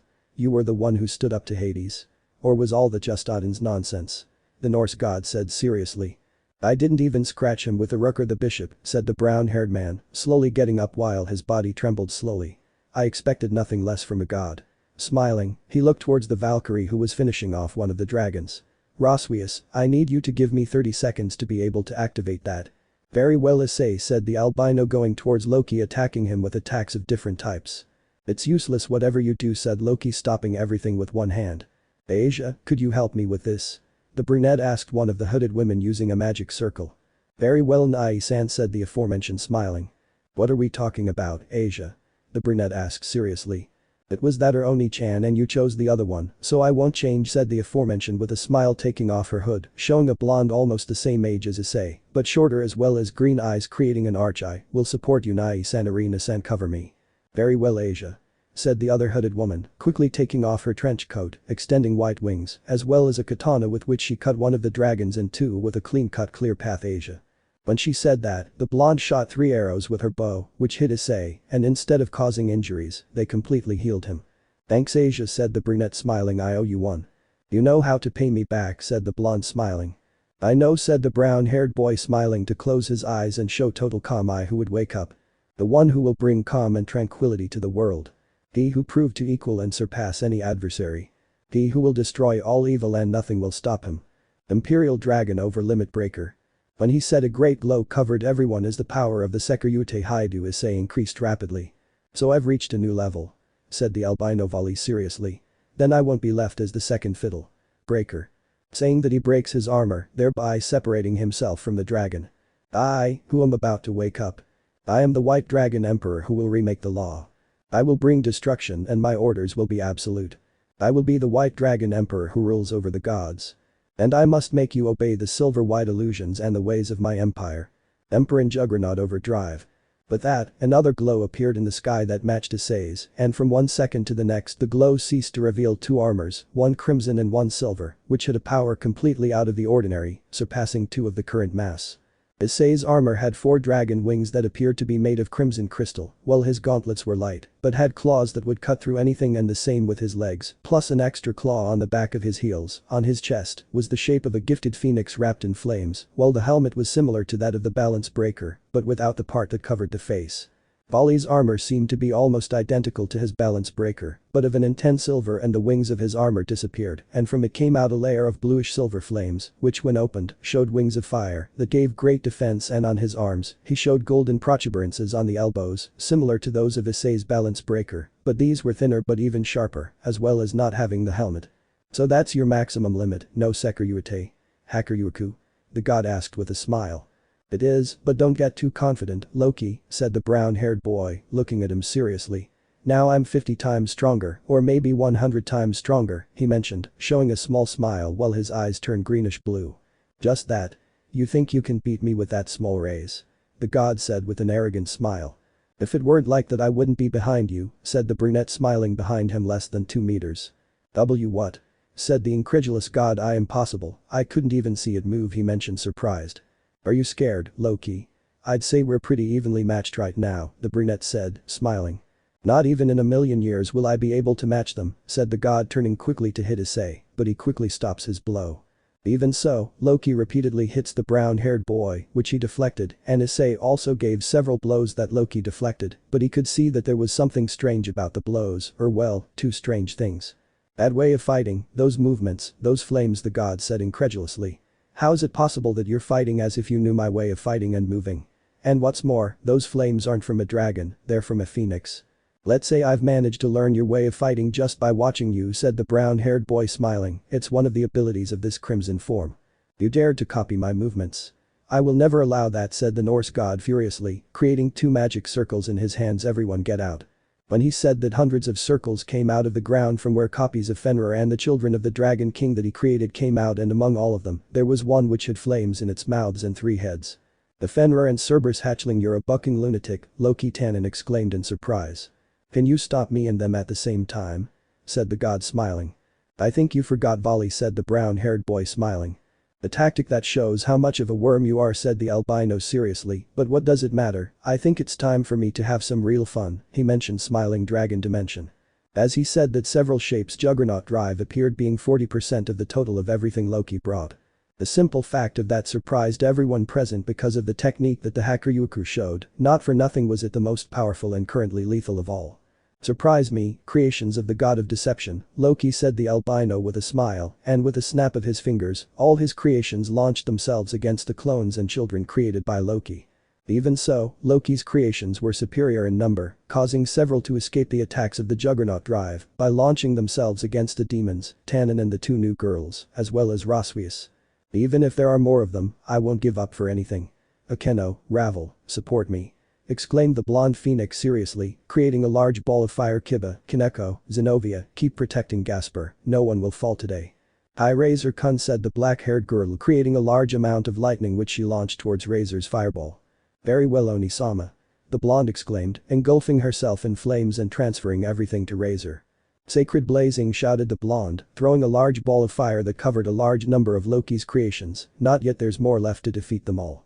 Hiba, I have to go, so you have to do double your efforts, said the blue-haired woman seriously, taking out a large amount of Durandal aura. I have to support Razor and Akeno. Very well, Zenobia, said the blonde knight phoenix, creating 2 sacred demonic swords, one of ice and one of lightning division reflection, mentioned the blonde, so that blurred copies of him appeared carrying swords of different types. Should Arena support me? Exclaimed the blue-haired girl, taking out her demon wings and flying, cutting one of the dragons in 2. Hi Zenobia, said the brunette, following her to stand back to back with her, like old times, right? Showing a smile while covering her katana with her sacred power until it turned into light. That's right, a demon and an angel, the unstoppable combination, said the blue-haired woman, smiling. Let's not let anyone get hurt. Hi Zenobia, said the brunette, smiling. Meanwhile, with the Sitri group among them, the blonde Saji Genshiro saw how everyone had become stronger, and how right now Hyoudou Issei and Volley were on a completely different level than him, and even with that, he had not even awakened his balance breaker. Damn, that Hyoudou is showing off and I'm just trash compared to him right now, said the blonde clenching his fists. I don't want to be left behind, I'll surpass Hyoudou, after all, I also carry a sacred gear of a dragon like him. But those words something inside her awoke, Vitria began to wake up. Are you my partner mentioned the prison dragon king. My name is Saji Genshiro and I don't care about anything, but I want to make a deal with you, said the blonde Sitri seriously. I'm listening said the dragon king with some interest. I'll give you anything to give me power. The blonde explained seriously. You are not yet able to use balance breaker, but I can give it to you for a few minutes in exchange for half of your body, Vitria said seriously. Very well, I accept that, I don't care. Exclaimed the blonde Sitri. Then repeat after me Vitria exclaimed. Balance breaker Saji and Vitria shouted at the same time.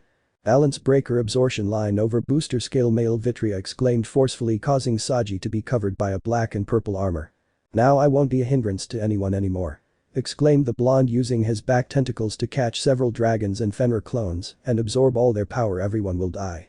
But that said, he throws a large ball of black and purple fire that devours a large number of dragons and Fenrir clones, leaving the Sitri group surprised. Meanwhile, with the blonde Asia Argento who was healing everyone with her green arrows, created by her balance breaker from Twilight Healing, but from behind without anyone being able to react in time one of Fenrir's clones quickly charged against Asia, who simply closed her eyes but when he opened his eyes he could see a black-haired man with his fist in the big wolf's face and in a single instant the wolf flew away at great speed.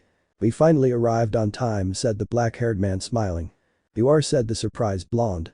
Gabriel said the black-haired man smiling I'm sorry for the delay, but I had to go pick up some relatives.